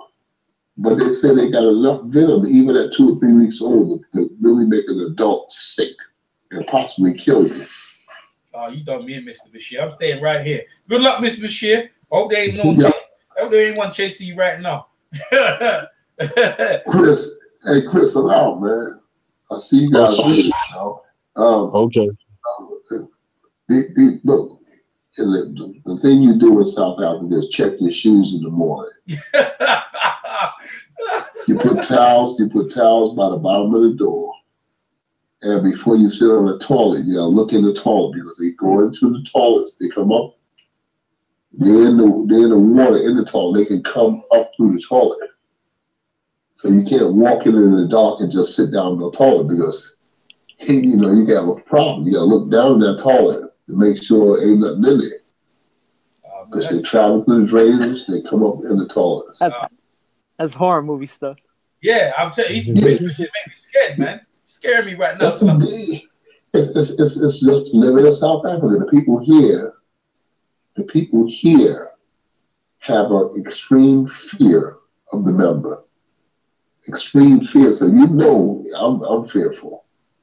At 2 o'clock in the morning, I go to bed. I turn the light on, flashlights on. I'll be looking down at everything. Shit. Yeah, I have flashlights. I'll be looking, man. Because man, you sit down and one thing bites you, you got problems, man. Yeah, because where the hospital at? You know what I mean? Shit. Yeah. You know, and, they got a couple of different kinds of snakes here. But the member is the one. Here on the farm that I'm staying on, they got a bunch of Jack Russells. You know what the Jack Russell is? Yeah. We got them over here. Yeah. They're some vicious little dogs. Yeah, they don't play. No, they don't. Talking about Jack Russell Terrier. No. Jack Russell. They don't listen. They don't make friends easy either. They don't play. Nah, if they bite on you, if they bite on you, you have to cut them off. If they bite on you, right, and the owner doesn't tell you to let off, it won't let go. You'd have to kill it, and even when you kill it, its jaws are still they have lockjaw. So it's when it bites on you, it won't let go unless the owner tells it to. Really? Yeah, it's bad. Yeah. Well, I made really good friends with them, but it wasn't easy. You know, I gave up a lot of chicken to make friends with these dogs. I gave a lot of chicken. I gave a lot of chicken up, and now I'm friends with them. But when they find the black member on this farm, it's about 7 of them. When they find a black member on this farm, they tear them to pieces. Okay. Because the member is trying to watch it. Because the member, what happens is the member is so tired of looking, because they surround them. And they growl, and they take a bite, and this member turn until they get tired. When they get tired, they go in for the kill. Okay. One of them will grab him by the head where he can't bite, rip his head off, and that's it. They become dinner. Them Jack Russells, they don't play. They're not a joke. They play. And the black member, there's a lot of other snakes here other than the black member. I mean, they're just all over the place. You know, I don't go by trees. I don't fucking go in the dark. I don't do none of that. Shit. They be coming to come outside and talk. I said, come inside and talk. We don't have to talk outside. Why we got to talk outside by the grass? We don't know what's in the grass. They told me, no, they don't come this close to night. I said, well, midnight, when I come out there, that's the night they probably come close to the house. So come inside. Yeah. I don't know. Yeah. All right, you guys see you later, man. All right, take no care. snake stories. Yeah, definitely. Okay. Wow, man, Mr. Bashir done shit me up, man. I ain't gonna shook me right up. That did. That shook me right up, man. All right, we got now it's we got other people gonna listen to this. This guy called Mickey Hellier. All right, let me hear from unless now I want to say anything. Now you want to say anything About what? Oh, what we talking about here? I think Eubank should retire. I don't know about retire, man. I think it's going a little overboard. I mean, the thing is, there's always a place for fighters that even aren't necessarily elite, you know. So I don't mind seeing him continue. Who you going to beat in that middleweight or super middleweight, like at the top echelon? At the top, like at the tippy top. I mean, it's hard to favor him really over any of those guys or over any of the guys that you would mention, you know. Yeah. I don't think I think you know the idea that like he can still make middleweight. I think that's bullshit. I don't think he can make middleweight. What about Trino Johnson? Trino Johnson. How you see that fact there? Who? Trino Johnson and who? Eubank Jr. And Eubank. Man, Trino Johnson beat the shit out of Eubank Jr. I think you beat the shit out. What about Curtis Stevenson? Man, Curtis Stevens is a homosexual, man. I think Eubank would beat Stevens. I think Eubank should beat Curtis Stevenson, but Curtis Stevenson can punch now. He should be able to, but Curtis Stevenson got some chances in that fight, though. Eubank proved his He's got chance. He's always got a punch of chance, but he sucks. Both of them suck, though. Eubank Jr. don't suck. That's in you and EJ's world. I don't live in you and EJ's world. I live in my world. Yeah, but what world has he done anything in? He was IBO champ. IBO champ, man. Legend, man. Now I'll finish your sentence. Go ahead now. No, I was just saying, like, you know, I think he would beat Stevens. Steven, I think his chin is. I don't think his chin is bad. Eubank. I think his chin is good, actually. I think it got proven yesterday with the punches that he was taking from Groves. Because I think, you know, Groves hits a lot of people with those shots over and over again. The way that he was hitting Eubank with them, they're not standing anymore. Especially the way that Eubank was all off balance and catching every bit of the power. So. Yeah, he's got a hell of a chin, man. Yeah, his chin is for sure. It's proven.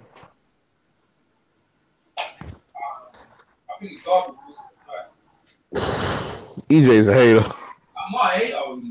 No, I don't think he's garbage though. Like I said yesterday, I said it several times. I wouldn't mind seeing him versus James DeGale. I think that's a good crossroads fight. I told you about Zab Judah when he went against Paulie. I said Zab should have retired before that fight because when he got hit by Danny hit him so hard. Like when he came to the press with Paulie, he was walking in the opposite direction, didn't know where he was going. I don't remember that, EJ. What the hell are you talking about? Yeah, he came to the press conference, he walked right past his seat, and they go, Zab, it's over here. He goes, oh, yeah. But go all day, man. I'm telling you, man. Serious. Concussion, man. Shit, He's making his comeback, though. Zab shouldn't have never lost to Paulie, bro, because if he'd have fought Paulie when in his prime, he'd have beat the dog shit out of Paulie. Exactly. But why did he lose to him? Because he got beat up by Danny. Danny smashed him up, bro. Yeah, then he fucked him up for 9 straight rounds before Zab landed anything significant. That didn't do shit. Got beat up. I remember we watched that fight with the fat nigga from Milwaukee. He was crying on there. He was on there crying. Like, yo, man. Yo, ain't room for Zab, man. Yo, ain't room for Zab, man. What's going on, man? Fuck cornball. All right. We're going to listen to some UK people. So you guys can mute and do your thing. Let's listen to some other people. First, we're going to listen to Ben Dougherty. Bro, did we ever even talk about the goddamn Danny Garcia fight? What we listen to these freaking Caucasians for? Shut up, man. Mute yourself. We started. So I'm here for I was having a little talk about last night. Something that there's been a lot of talk about it already. There's a lot of anticipation about the fight. I just want to give you my take on it. clear up a couple of points that some people have been talking about. Andy Jackson, how you doing?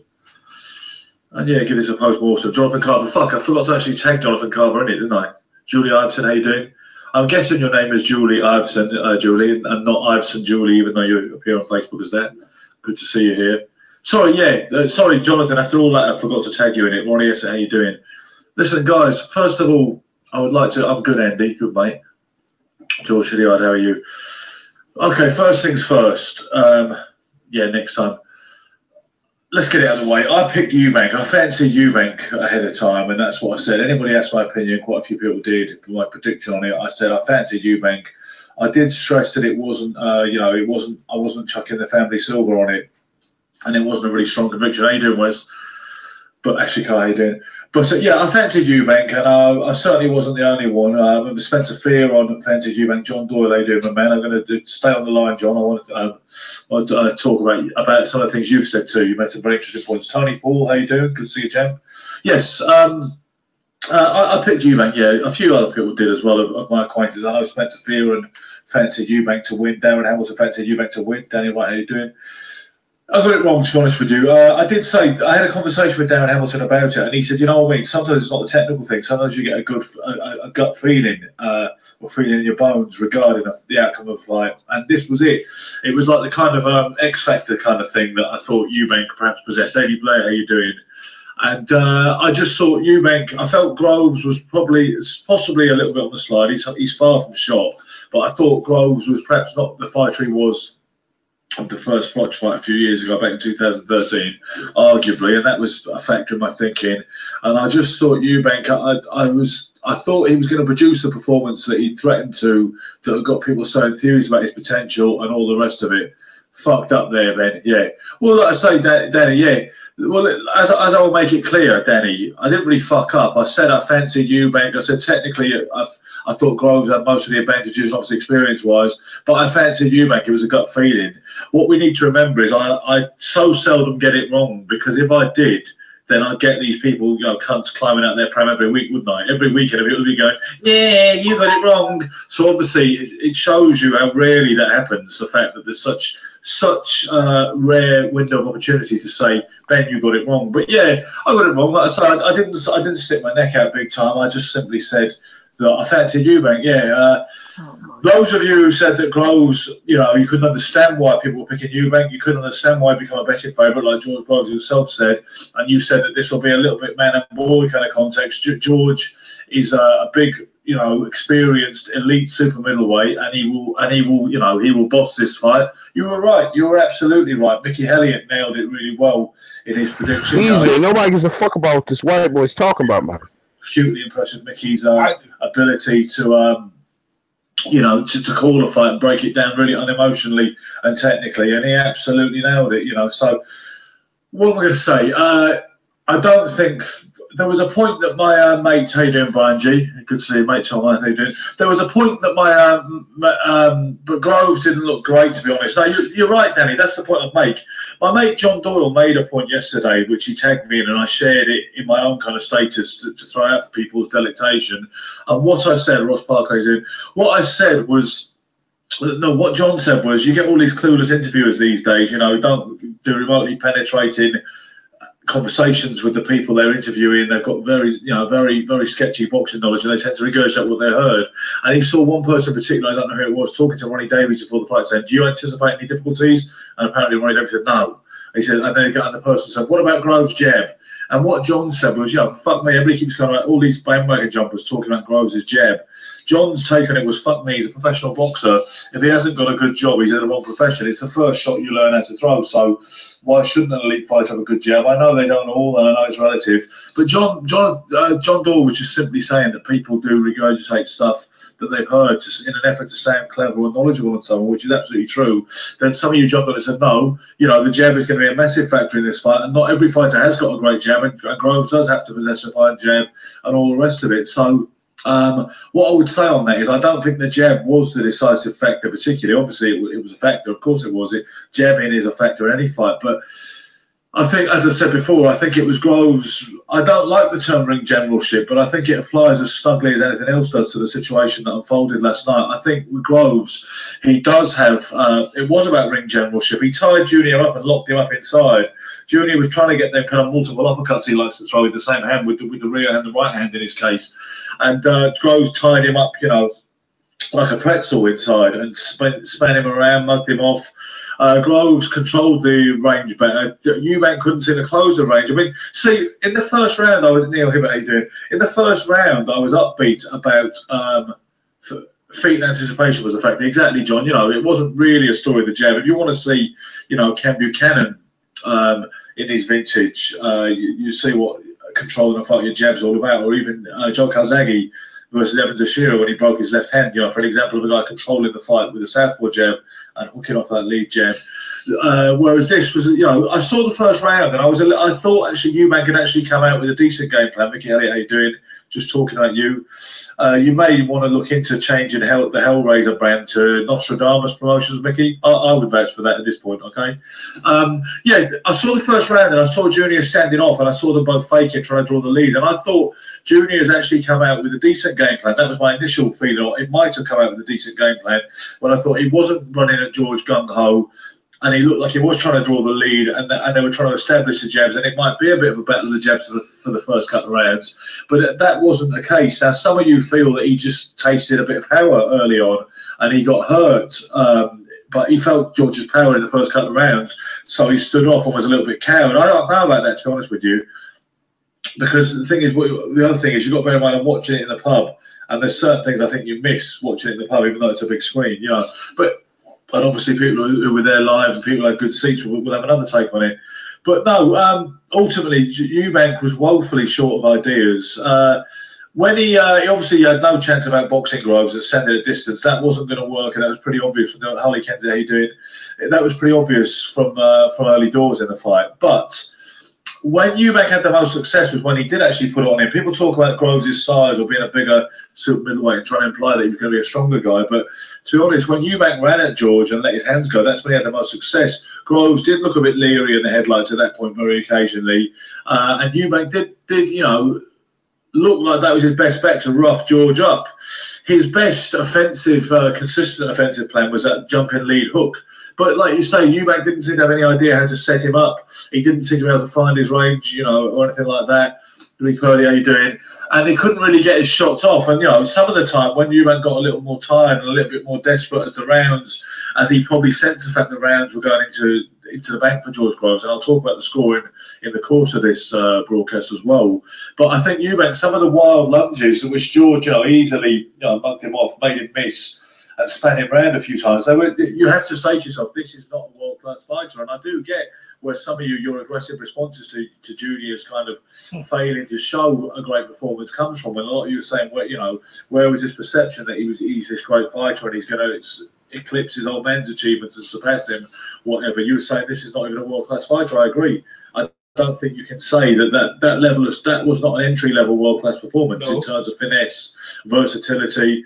And this comes down to the coach, and a lot of you made the point that Eubank Senior says that Junior doesn't have a trainer because he has an internal navigation system, you know, and that's what he was trying to say. He said nobody trains him, you know, we're not here to train him, we're here to work with him, we're here to assist him, but he does his own thing. Whereas I think we've seen certainly talk too much shit where that will get you when you're up against an elite fighter who does have a game plan, who does have experience, who can box, and he can show you plan A, plan B, plan C, and show you different sides and different looks to his game, you know. So I think certainly a lot of you have said, what will Eubank do from now? Will he go back down to middleweight?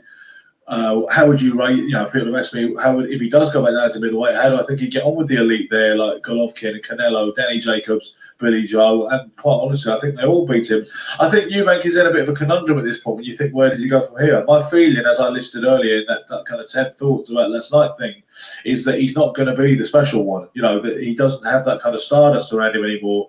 I think that was denuded from him last night in a way that the Billy Joe Saunders fight didn't effectively do, because people said, well, as well as the fact that some people thought he could have won if he started earlier, which I think is an annoying, lazy kind of cliche, a bit like the Groves' jab and a bit like the one that annoys my man John Benny when people say Groves schooled him last night, you know.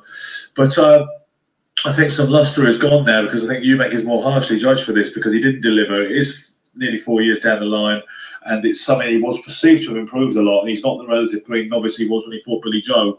Consequently, I think that Eubank's career is in a little bit of an impasse now. There are certainly money fights out there for him, and I know that they will go back to the drawing board and come back to the plan. But some of you are saying he needs to get rid of his dad or keep the dad at arm's length at least in terms of the massive influence he has on a kid's career.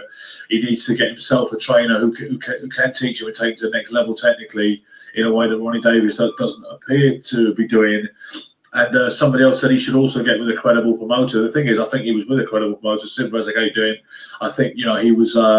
I think the Sauerland's doing a great job. The WBSS is a great format, and you know, I don't think there's anything wrong with the promotional arrangement. If they it annoys me when people call up when you're in the middle of a live thread. That was Rockin' Robin trying to call there, Rockin' Robin Deacon, as you know. But what I should do is turn the Wi-Fi off before I do this, because that way you can still go live. But sorry, not turn the Wi-Fi off. Turn the airplane mode on. Then people can't call you, you know, because otherwise people call in the middle of these things, you know. What else? I'll take some comments in a minute. I'm just trying to get the bulk of what I wanted to say unloaded first. Yeah, like I said, I think George Groves was a bit flattered by that performance last night as well. I'm not knocking George. He is a good fighter. He's always been a good fighter. I remember George since the amateur days, you know, when I used to chat to him occasionally back when he fought John Ryder in the ABAs and times like that. I used to speak to him sometimes when I see him. Now, with George, I don't think, you know, that either of some people have said, this is the funny thing, you see, when John Doyle said this is a bit like Christie versus Kayla, it's an interesting thing because I know some of you are saying that Gilberto Mendoza, I think, is one of the other top middleweight champions, that he would beat Groves and he would have beat Eubank last night. And there's another guy whose name escapes me even. There's another super middleweight champion out there that, you know, as well, where someone was opining that he's the future of the super middleweight division. This is the trouble. You might, before you laugh it out of hand, my mate John Doyle said this was basically a Christy Kayla final eliminator. Cheers, Robin. No worries. I'll call you as soon as I'm off this, Rob. All right. You know, this was a final eliminator of the British title, which technically held by Callum Smith, somebody suggested. Even though George happens to be WBA super middleweight champion and Eubank was the RBO super middleweight champion, although George has inherited that strap as a result of last night, however much it means to him or doesn't. But the thing is, you know, you could look at it that way, that it was like a British title eliminator, and we'll find out, as John said, whether regardless of what the title tagging you want to put on it, you know, or is obviously attached to last night's fight, obviously was attached to it. John said maybe we'll find out who the best super middleweight in Britain is. You know, obviously if Callum Smith comes through his semi-final against Jürgen Bremer. So it is that simple. We don't know who the best. You can talk about world champions all you want, but it's like Kevin Kelly said in the net before he fought Nez. You British guys, you all fight each other and call yourself world champions. You know, there is a lot of truth in that. You know, that is what we're dealing with.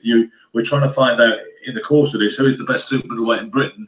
It's something called the World Super Series, and that's if Jürgen Bremer doesn't upset the apple cart in its entirety. You know, so that's where we're at. But I'd just like to say, yeah, I mean, I did get it wrong last night. My gut feeling was for Eubank. I thought, a bit like Julian McGowan said, he said all the technical advantages favour Groves, and yet I still think Eubank will get his hand held probably on points, which is what I was saying, because there's a certain kind of golden child aura around him, and perhaps he'll rise to the occasion and show something more than he's yet shown. But what he actually shown was there was a degree of being exposed on the big stage, like Mickey Elliott said. If you've got a guy that's not punching back like a kind of ready to be put out to graze Arthur Abraham, or a guy like Yildirim, or a nobody, with no disrespect to him, like Reynold Quinlan, then you can look devastating, because he did throw a lot of jabs down. I'd see him throw triple jabs against Quinlan and Abrahams and Yildirim, you know, but he couldn't seem to get a jab off against George hardly, except that kind of short counter left jab he was throwing the first round, Chris Eubank Jr. But, you know, so those of you said he will be exposed, and you can't understand why there was so much confidence for Eubank and why we can't bet in favour. You were all right, and you must have your day on that. And, you know, you're entitled to your day, because he was, you know, when someone was punching back, had a game plan, wasn't that easy to hit, kept you guessing, you know, that he looked a lot more mortal. He looked very upright, looked stiff, he looked out of ideas. The one thing you can't fault with Chris Eubank Jr. is he's got heart and balls to burn. He's a tough kid. He holds a good shot. Some of you are saying, what's this about his chin? He hasn't proven his chin. I think he proved it to a degree last night, because George Groves can bang. And, you know, Eubank is he's a gutsy, strong kid. You know, he doesn't stop coming. He had the cut to contend with. He didn't really let it bother him. You know, so he's got heart. He's got fantastic athleticism. He's very strong and fit, and he's a gutsy. You know, he's a warrior, Eubank, no question. But technically, he was bereft last night, and those you said he would be, you know, I'll hold my hands up to you. Mickey Elliott said, in the old days of one world title, Groves Eubank would have been a British title fight. That's exactly what it would have been. Exactly, Mickey Elliott. That's exactly what it would have been. And that is my thing. We've lost the plot a bit in boxing because we've lost that sense of scale. We've lost that real world. Is it ultimately a good or bad thing? I'm not going to make that call today. I always talk as if it's a bad thing, but I do obviously I understand the argument from the industry perspective, and even from the fans' perspective. Some fans prefer it the way it is now. You know, modern fans, the newer wave of fans prefer it the way it is now. So I do get it. I get why some people think it's good to have 4 world champions at the same weight. Sometimes you could even say 5, given the fact the IBO title was on the line last night. If you happen to believe in the IBO title, that's up to you. And even those of you who talk about the WBU as if it's a legitimate world title, and you tend to come out with that old crap old line. It was a world title when Ricky Hatton had it, so it's a world title. Was it fuck a world title when Ricky Hatton had it? My arse. It was a world title. You know, Ricky Hatton won the world title when he beat Kosciuszko, the man. That is that. But I don't want to get into all of that. That is a debate to go on forever. What I will say is, how you doing, John Benny? Couldn't resist it. Huh? Good to see you, champ. What I will say is, the more we have these tournaments where you have to fight the guys you're drawn against, the best, at least in the tournament, have to fight the best. The winners go on to meet the winners, and we crown a winner at the end. People get paid money. People in the pub talk about it. They want to see it. People go to the fights. People have press conferences, build-ups, weigh-ins, and everybody gets excited. And we get a winner at the end of it, and everybody gets money, and hopefully no one gets hurt. That is the way forward as far as I'm concerned. I think that's great, you know. Rome wasn't built in a day, and the reform wasn't built in a day. Some people like to say, oh, it will never change, mate. It'll never change, because some people think fucking nothing will ever change, because they tend to be rather, you know, just lazy, negative people that must be presumably delirious with joy about the status quo. I think things can change. I think things have changed. I think things are changing. The World Boxing Super Series is a step in the right direction. We've had it in the cruiserweight and with middleweight so far. We can go on from here. You know, we've proven it can be done. You know, the Super 6, as I keep saying, was pretty good as well. It had a few problems. Wow. It didn't finish. Where you guys at? You guys still there? Probably bounced, man. I bet you guys probably bounced. Let me see. Oh, now it's still there. Yeah, I hope Uma had enough. Y'all was still there, bro. Well, now you still there? Even now it's disappeared. What the heck? What people in the chat? Oh, mate. Let me hear another one. Talk about Mickey Elliott. Yo. Okay. Yeah. No. Yeah. Yeah, man. That shit was drying me out, man. I was tired, knocking me out. Yeah, man. I wonder where everyone's at, man. Where everyone's at, man. Oh, boy. Listen, I think you should retire. You listen to Naseem Hamid. You hear what Naseem Hamid has to say about it? Guess not. Yes, he didn't. Never mind. No. Let me hear what Naseem Hamid. What Mickey Elliott has to say.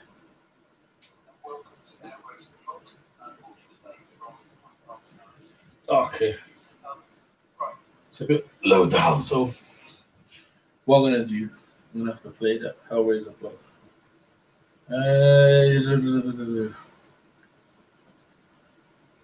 Yeah, okay, right here. Alright, I'm gonna find this and play that. 1 second, guys.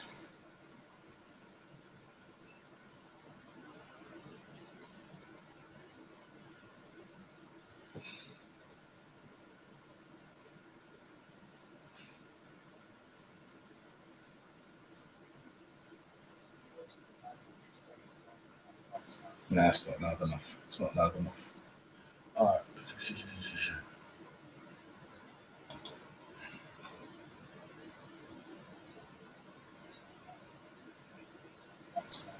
not loud enough. It's not loud enough.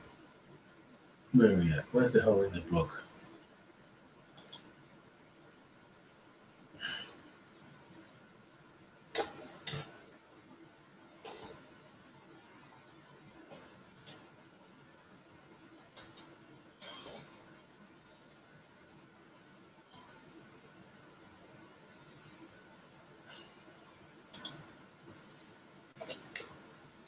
for you guys then. Yeah, already boxing. What a nightmare boxing, eh? Okay, we're gonna hear Mickey Elliott take on this this boxing, mate. Welcome to the Hellraiser blog, brought to you today from my father's house in Paris. Right, the reason for a blog so soon after the last one is to recap on the Chris Eubank Jr. versus George Groves fight that we saw last night. The fight had a lot of interest in. I was very excited about it for different reasons. One of which, as you would have seen in the blogs last week, I felt it was a con job, you know, like a cash grab. You know, they built Chris Jr. up, and now is the time that they're going to fill an arena and make a load of money with it. The thing is, I mean, I was excited for it, and the event was spectacular. I mean, I watched it on TV. The lighting, the big venue, the stars are all there. It looked exciting, but the actual fight itself, for me, was disappointing. Very disappointing. I mean, mainly, unfortunately for him, mainly because of Chris Eubank Jr. was so short of the skills and talent that he needed to compete on that level. I mean, you've got to, regardless of what your affiliations are, you've got to accept now he's been stepped up twice. He's been comprehensively outboxed twice. The second fight he came into it, this supposed super engine that he's got a good engine. I don't think he's got a super engine. But BJ Saunders, for me, blew out halfway through the fight. And that's why Chris Eubank Jr. was able to get all these, you know, blistering bursts of punches off. And last night, he went in with a fit guy who just, I mean, I thought the judging was actually very generous to Chris Jr. I thought George won comfortably against him. If they boxed 100 times, I actually think George would win 100 times. I didn't see any moment in the fight where I thought, oh, this is a battle, you know, which leading up to the fight, they were sort of saying, oh, this is like the Nigel Benn, Chris Eubank of our era, or this is the, you know, the Michael Watson, Nigel Benn, or Gerald McLennan, Nigel Benn. These were big fights that got the whole country gripped. But those fights, they went up and down. You didn't know which way it was going to go, one way then the other. This wasn't. This was all one way from the start. I mean, George Groves his tactics were very good. He outboxed him at long range. As soon as Eubank came in, he grabbed him, he turned him, he went back to boxing him again, and won it very comfortably. For me, like I said, I thought he should have won more. I just found from Chris, like, if we'd have seen two world-class boxers, when Groves was winning those early rounds, we'd have seen Eubank engaging maybe a little bit more sophisticated tactics, like more feinting, looking more for angles. He's a strong guy, and when he actually did manage to get in close, Groves was tying him up straight away. But I would have hoped to see him work inside, get his hands free, and then let his shots go, and then maybe shift angle and go again. Instead of that, it's just repetitive. He bored his way in, got his ears boxed off on the way there. Groves would then shift and they'd go again, and you know it was pretty much one-way traffic. I guess you could take quite a positive in that Eubank was he was definitely very brave. He showed a lot of willpower and a lot of strength in there, but that's not enough at that level. And you know, you go back to another fight like that, I think you're going to find the same thing happens again, because it's not heart and determination that's lacking, but heart and determination is something that you can inspire in someone. But actual boxing skills is something that has to be learned over a long period of time and has to be taught by someone that is able to communicate those messages to the boxer. I think Chris Eubank Sr. is a good coach. I've seen him work in America. I was with him, and I think he has done very well for his son. Really got him to a point where he could earn a lot of money. But I don't actually, me personally, I don't think any coach can take that fighter to that level. That's the truth of it.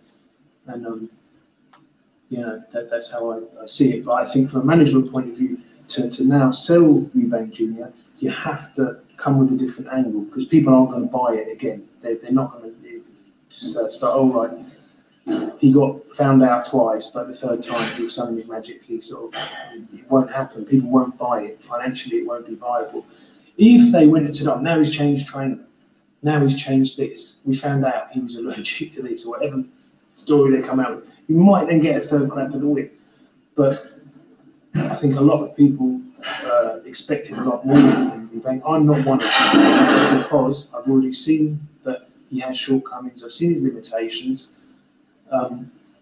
He's a lovely guy. I really like him. He's very polite, very professional sort of attitude. I like him. But is he a world-class fighter? I don't think that he is. I think he's a good national level guy. He's above area level. But you know, they're trying to sell to major TV stations that has to be top of the range, and I just don't think that he is there, unfortunately. And Eubank Senior is getting a lot of stick, even though he's actually done a good job for the guy. You know, you take a guy who's maybe like a 5 out of 10, and you present him to the world as a 9.5 out of 10, and you get away with it for so long.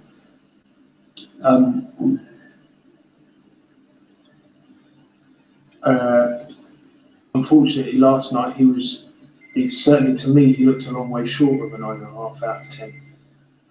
It's just there was no imagination, there was no creativity, none of the things that I really notice and I really like in world-class fighters. I think, wow, what a genius! Where did he get that from? Under all that pressure, he came out with that solution. That didn't happen. It was like a repetition going throughout the fight. And unfortunately, for them, I think it might be close to the end of the road because I can't see him doing the journeyman thing. Maybe, but when you've earned the money that he has, why are you going to, go and take fights where it's all loaded against you for less than what you would get, obviously last night, and then I'd imagine against Billy Joe. I mean, it's disappointing. It was a decent fight, but it wasn't the barn burner that we were sort of hoping for. I heard someone actually saying, "Oh, he's leaving it late again today." No, he wasn't leaving it late. He wouldn't leave anything. He was trying his hardest to get. He was going, but he was outboxed. He was outboxed comprehensively throughout, and I think he was outboxed similarly against Billy Joe Saunders. Only because Billy Joe Saunders' work rate seemed to dip alarmingly in the second half of the fight. Then Eubank suddenly seemed to have this fantastic engine, but last night he was against someone that was fit, who could go for 12 rounds, who also had the know-how how to keep Eubank working and keep nicking the rounds as he was doing. And he just got played by a more experienced, better standard boxer. That's the bottom line. That's where it is. And I remember years ago when Frank Maloney was still a man, him saying to me, matchmake with your eyes, not your ears. And what he meant by that was, when you actually see something, that's when you believe it in boxing, not when you hear it, because there's so much bullshit flying around. There's so much crap that gets exaggerated and twisted. And, you can't trust it unless you see it with your eyes. When you see it, then, and this thing with Chris Eubank, it was all talk. It was all talk. And I mean, working in boxing, you start to notice the PR strategies, the social media techniques that can be used, like sparring sessions with guys that are far lesser standard. They can look amazing. To me, what happens in the gym should stay in the gym, but you can't fault him because the guy's just gone and earned a huge sum of money, and he's done it that way. So you can't completely fault him for that. I don't think. I mean, you've got to say, okay, well, fair play to the guy. He did what. Fair enough. It's a good point. I think B-Marsh jumped in and jumped off. Where B-Marsh at, man? I'm running everyone off every time I try to do something. People jumped off. Now you're back, yeah? Yeah. Yeah, B-Marsh jumped in? Yeah, he jumped in for a second, then he jumped off. I don't know. Maybe busy, you know what I mean? Yeah, go on. You want to say anything about the scene?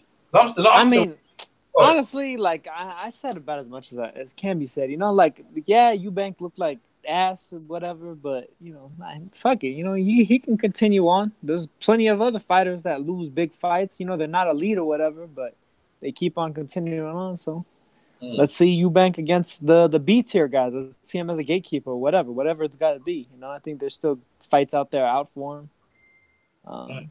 Just make them, man. Like I said, I think him versus DeGale would be an excellent Crossroads fight. It makes money.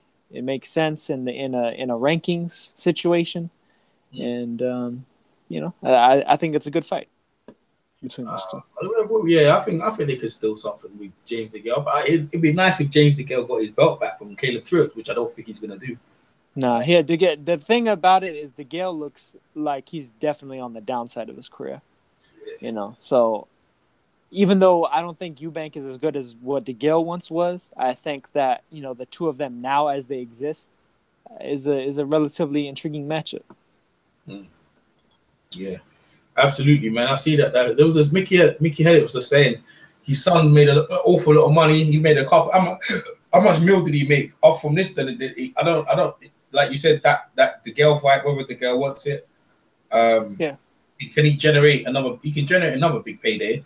But that's it. I think him versus DeGale would generate a good payday, and then I think theoretically one last run at some sort of a belt could get him a nice final payday if he wanted to go out like that. So yeah, I think so. But that's why I was trying to say he ain't got many options, man. Because the thing about boxing is boxing fans have a short memory. And by and large, so it's one of those things where you win tomorrow, and people kind of forget about yesterday. Yeah. That's a good point. Let me hear what Spencer Fearon say real quick. Let me see what he's saying.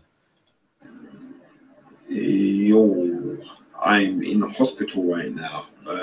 My herniated disc playing up, and it completely come out, so my whole body is lopsided, and I was in the hospital, but now I've just been to triage and I'm just waiting to see the doctor. But this is what I want to say is before I left my house, this is what I did. I thought I could drive, and I said, nah, I'm gonna jump in a cab. So I've got an Uber to take to the hospital. What I want to know is this: what was Chris Eubank Jr.'s game plan in that fight? Can anybody tell me what his game plan was? Do you know what I mean? He made George Groves look like he was Sugar Ray Leonard. No disrespect, George Groves boxed a very, very intelligent and intellectual fight.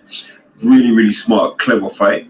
But unfortunately, it seems like every time that Chris Eubank Jr. will move up in the level and meet a boxer, then he'll come second best. George Groves is absolutely right that this game was about levels. I didn't think George Groves had that kind of fight inside of him, so fair play to George Groves. And let's see what. There's that, man. There's that, boy. I guess that's more than everyone. I think that's more or less it, man. No. I mean, as far as that fight goes, but we onwards and upwards. Groves has to meet up against the winner of Callum Smith versus Jürgen Bremer. So I think that's an interesting fight, because I think Smith and Bremer will kind of answer a certain amount of questions about each other, and it'll be interesting to see how the winner between those two looks, going into the Groves fight. Absolutely. Oh, you got a link to the chat outside? Yeah. Yeah, read some of the stuff what people are saying. Here, give me a sec. I gotta pull it up. Yeah. I started this hangout pretty early, so. But I did have Umar and Crossover. They might come back. I don't know. But after a while, man, you know what I mean? How long can you beat a dead dog? Yeah. Well, I'm going back. Let's see. Case K said he got robbed in the De La Hoya fight too. Not sure what that was about. It's talking about Parnay Whitaker. Oh, okay. Yeah. All right. Realistic boxing. If Eubank doesn't install a top trainer, he's currently at world level. His pay-per-view career is over as well. Coppin wanted to ask if it's too late to learn the fundamentals. I think Mr. Bashir answered that. Realistic boxing, LOL 118, 110. He's just keeping his dumb sheep Instagram following happy cretins. I'm not sure. I guess somebody scored at 118 or 110 in that fight or something. Coppin on 9. Eubank stamina is overhyped as. Well, I mean, I don't know. I really think it's overhyped anymore. Maybe it was before the fight, but yeah, I mean, he gassed bad. He gassed real bad in the middle rounds. Realistic boxing, Eubank is a brawler and nothing else. Can't throw a decent jab. Joker for the dumb casuals. Yeah, I mean, the thing is, he's not even really a brawler. Like, you know, there's a certain degree of skill that comes with brawling. I mean, all you gotta do is watch some of the Rios versus Garcia fight, where, you know, Rios would throw some throwaway punches, and then he'd like really lay into a couple of hard ones that actually landed clean. Realistic boxing keeps going. Ask Bashir, would he change if he was Eubank's trainer from now on? Pound shop, LOL. the dollar store thing, pound shop. Thanks, EJ. Yeah, he was thanking you. Also for the panel and the rebuild process, does Eubank go back to British level and work way traditional Brit route, Brit, common, Euro fights, or straight back into the title contention at middleweight? Well, I think I already answered that question at least. You know, I'd say him versus the Gale makes a certain degree of sense, both from the domestic sense as well as the regional / world sense, you know, kind of fringe contender sense. Loser leaves town, so to speak, but winner, you know, is still a relative factor. Musa Lion says Eubank is just one of those guys that whenever he steps up in competition, he will lose. Most likely. It seems like that. Mike to 1-0. I mean, to be fair though, like if you just look at what happened the other day with Ray Beltran and Paulus Moses, like even for the people that thought that Moses won the fight, Beltran was that guy. He was that guy that could never get over the hump. He was that guy that could never really pull it off at the higher level.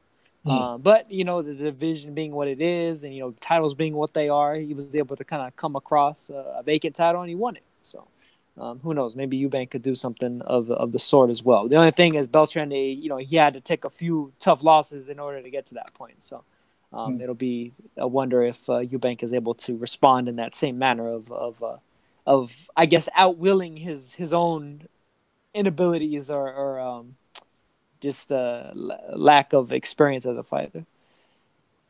Mike's 104 says, who can recall the fight where the cut man put a steel mask on his fighter after every round? I can't recall. Yeah, you know what? I remember that. I know I know what he was referring to. I can't remember the names either, but I do remember that they had like a straight up like a metal, like it was almost like, you know, EJ, like Inswell, you know, it's normally just a piece of metal with a little handle on it.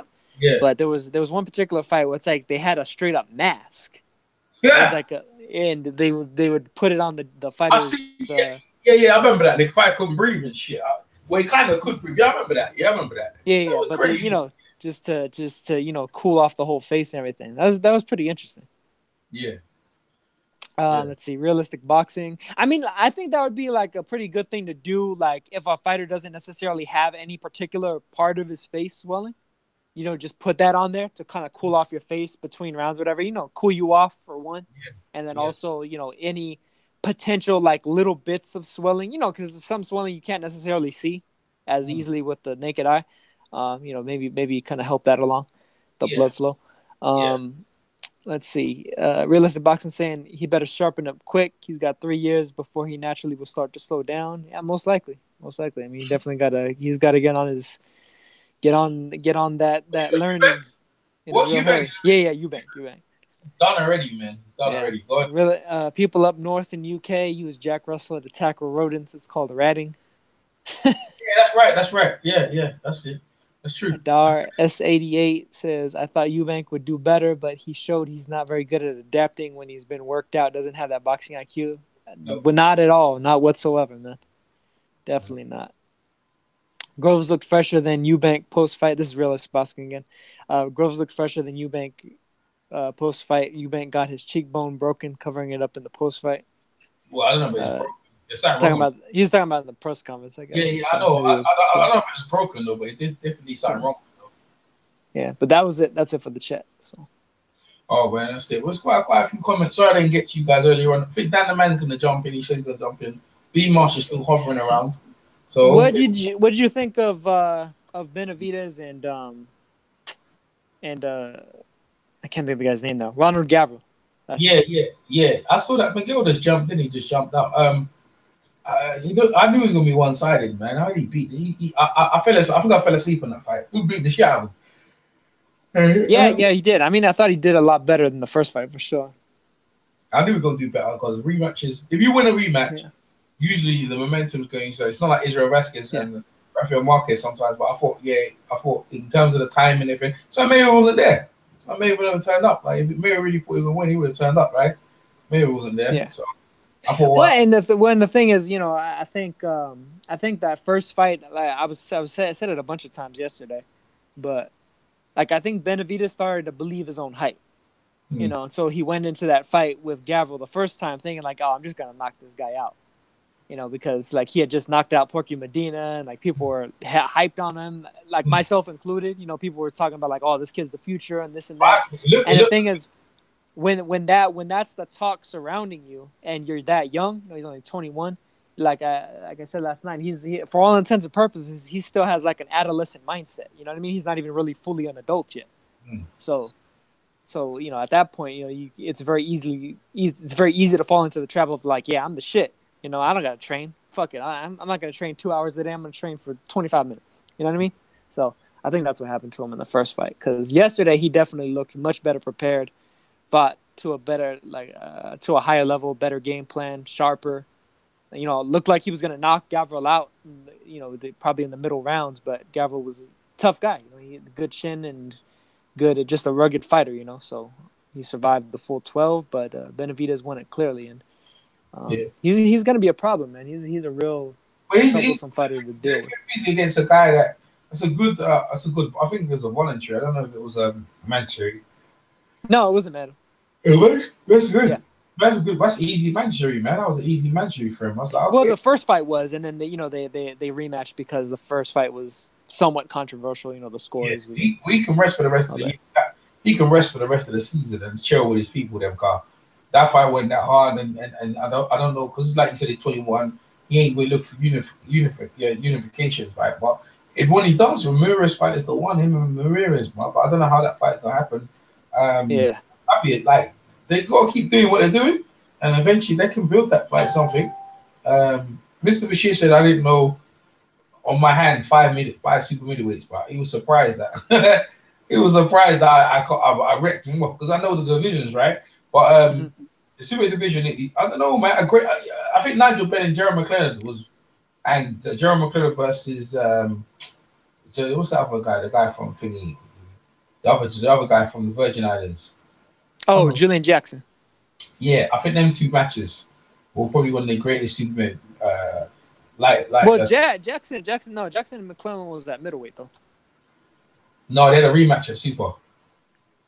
The rematch was at Super? I could have sworn the rematch was at middle. Also. Yeah, the rematch was at Super, yeah. Okay.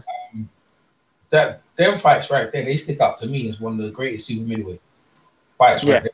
Right? Obviously, strategy, and then also Ben and not Ben, Eubank and Watson, the second one. Definitely good. Shit, Calzaghe and Kessler was a great fight. I really liked that fight. That was good.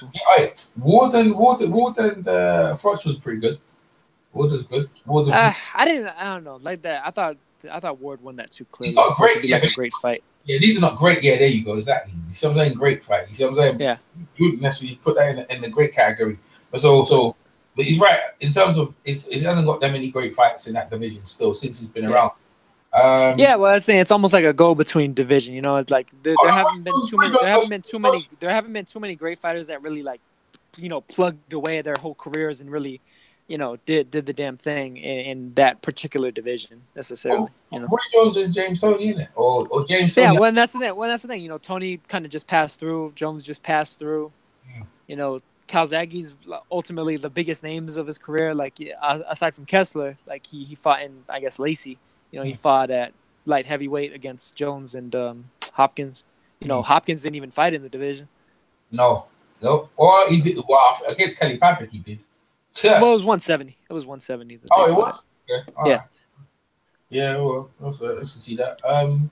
Benavidez is the dude. Benavidez, I'm interested to see what he does. They're gonna take the time with him. I mean, him versus Ramirez is an intriguing fight though, because many wants to see that. Because the thing is, I think Ramirez can give him a lot of difficulty just with the the high pace that he sets, the high work rate and everything, and the fact that he goes with the body really nicely, and that seems to be Benavidez' kind of Achilles heel. The only thing is Ramirez doesn't have very long arms, and I think kind of like he would need to be really in and out, because I think standing and trading with Benavidez is dangerous. Like you can't do that. I don't think any fighter can stand and trade with him. He's just too strong. He's too strong, too powerful, and that's like when he gets his hands moving, he's actually got really quick hands. Like in combination, he'll throw some blistering combinations at you. Yeah, I think he beats Ramirez. I think he beats Ramirez. Is pretty good. I tend to favor him slightly, but like as time goes on, I'm gonna favor him more and more because he's just gonna get better. I think. Yeah. You know. Hopefully they can sort something out to get that fight happening. And you got James DeGale, Truax, and then obviously you got the rest of the guys from the World Series. And you got Andre Durrell versus Jose Uzcategui. They're going to be fighting on the Wilder versus Ortiz on the card. So. But they got some all right guys down there. But I think if Uzcategui wins that fight though, like him versus Benavidez is actually a really good fight and a fight that's very easily made. You know, because they're both with Heyman and everything, and I think stylistically it's a good matchup. I tell you a lot of firepower.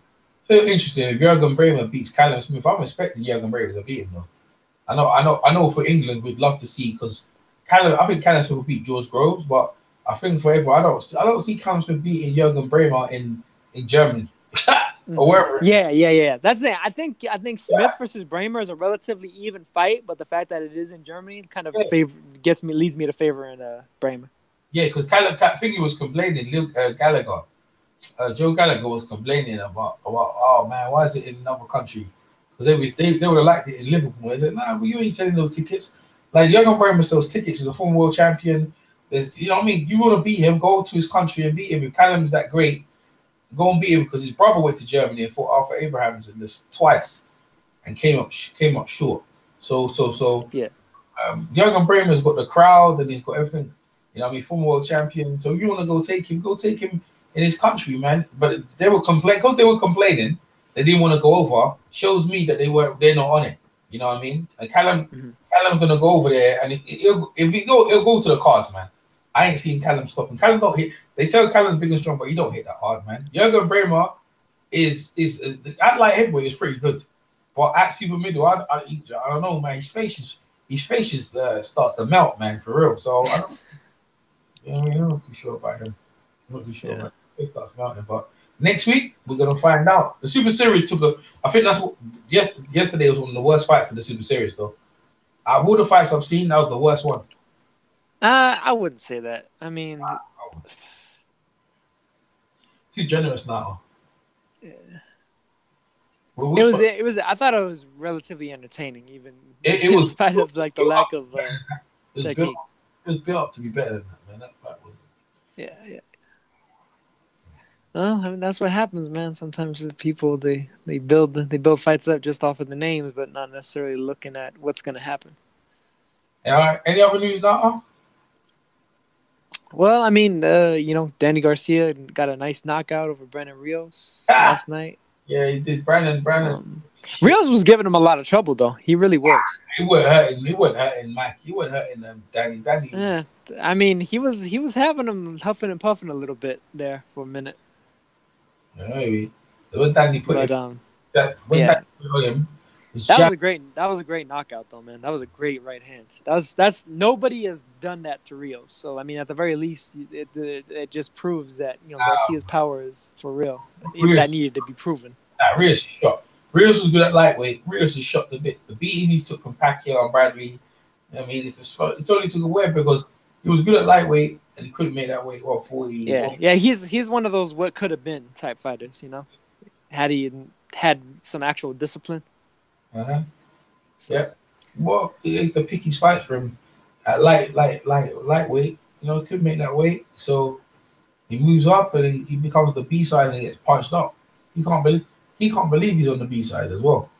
Brandon's just going like a scrubby, like Mr. Bishop said, can't hardly speak. Just there. It's terrible. All right, now Tom, I'm dropping off, mate. This is it, mate. Everyone else, they can get lost. Right now, Tom, thanks for coming over. And the rest of the people, we're going to catch up. Eubank needs to retire. I still say that, but he's not gonna. So we're probably going to see him get beat up a couple more times. Brandon Rios is not going to retire, so we're going to see him get beat up a couple of times. For the rest of the people, check out Now TV's channel. I'm EJ Boxing Live. I'll catch you on the next one. Peace.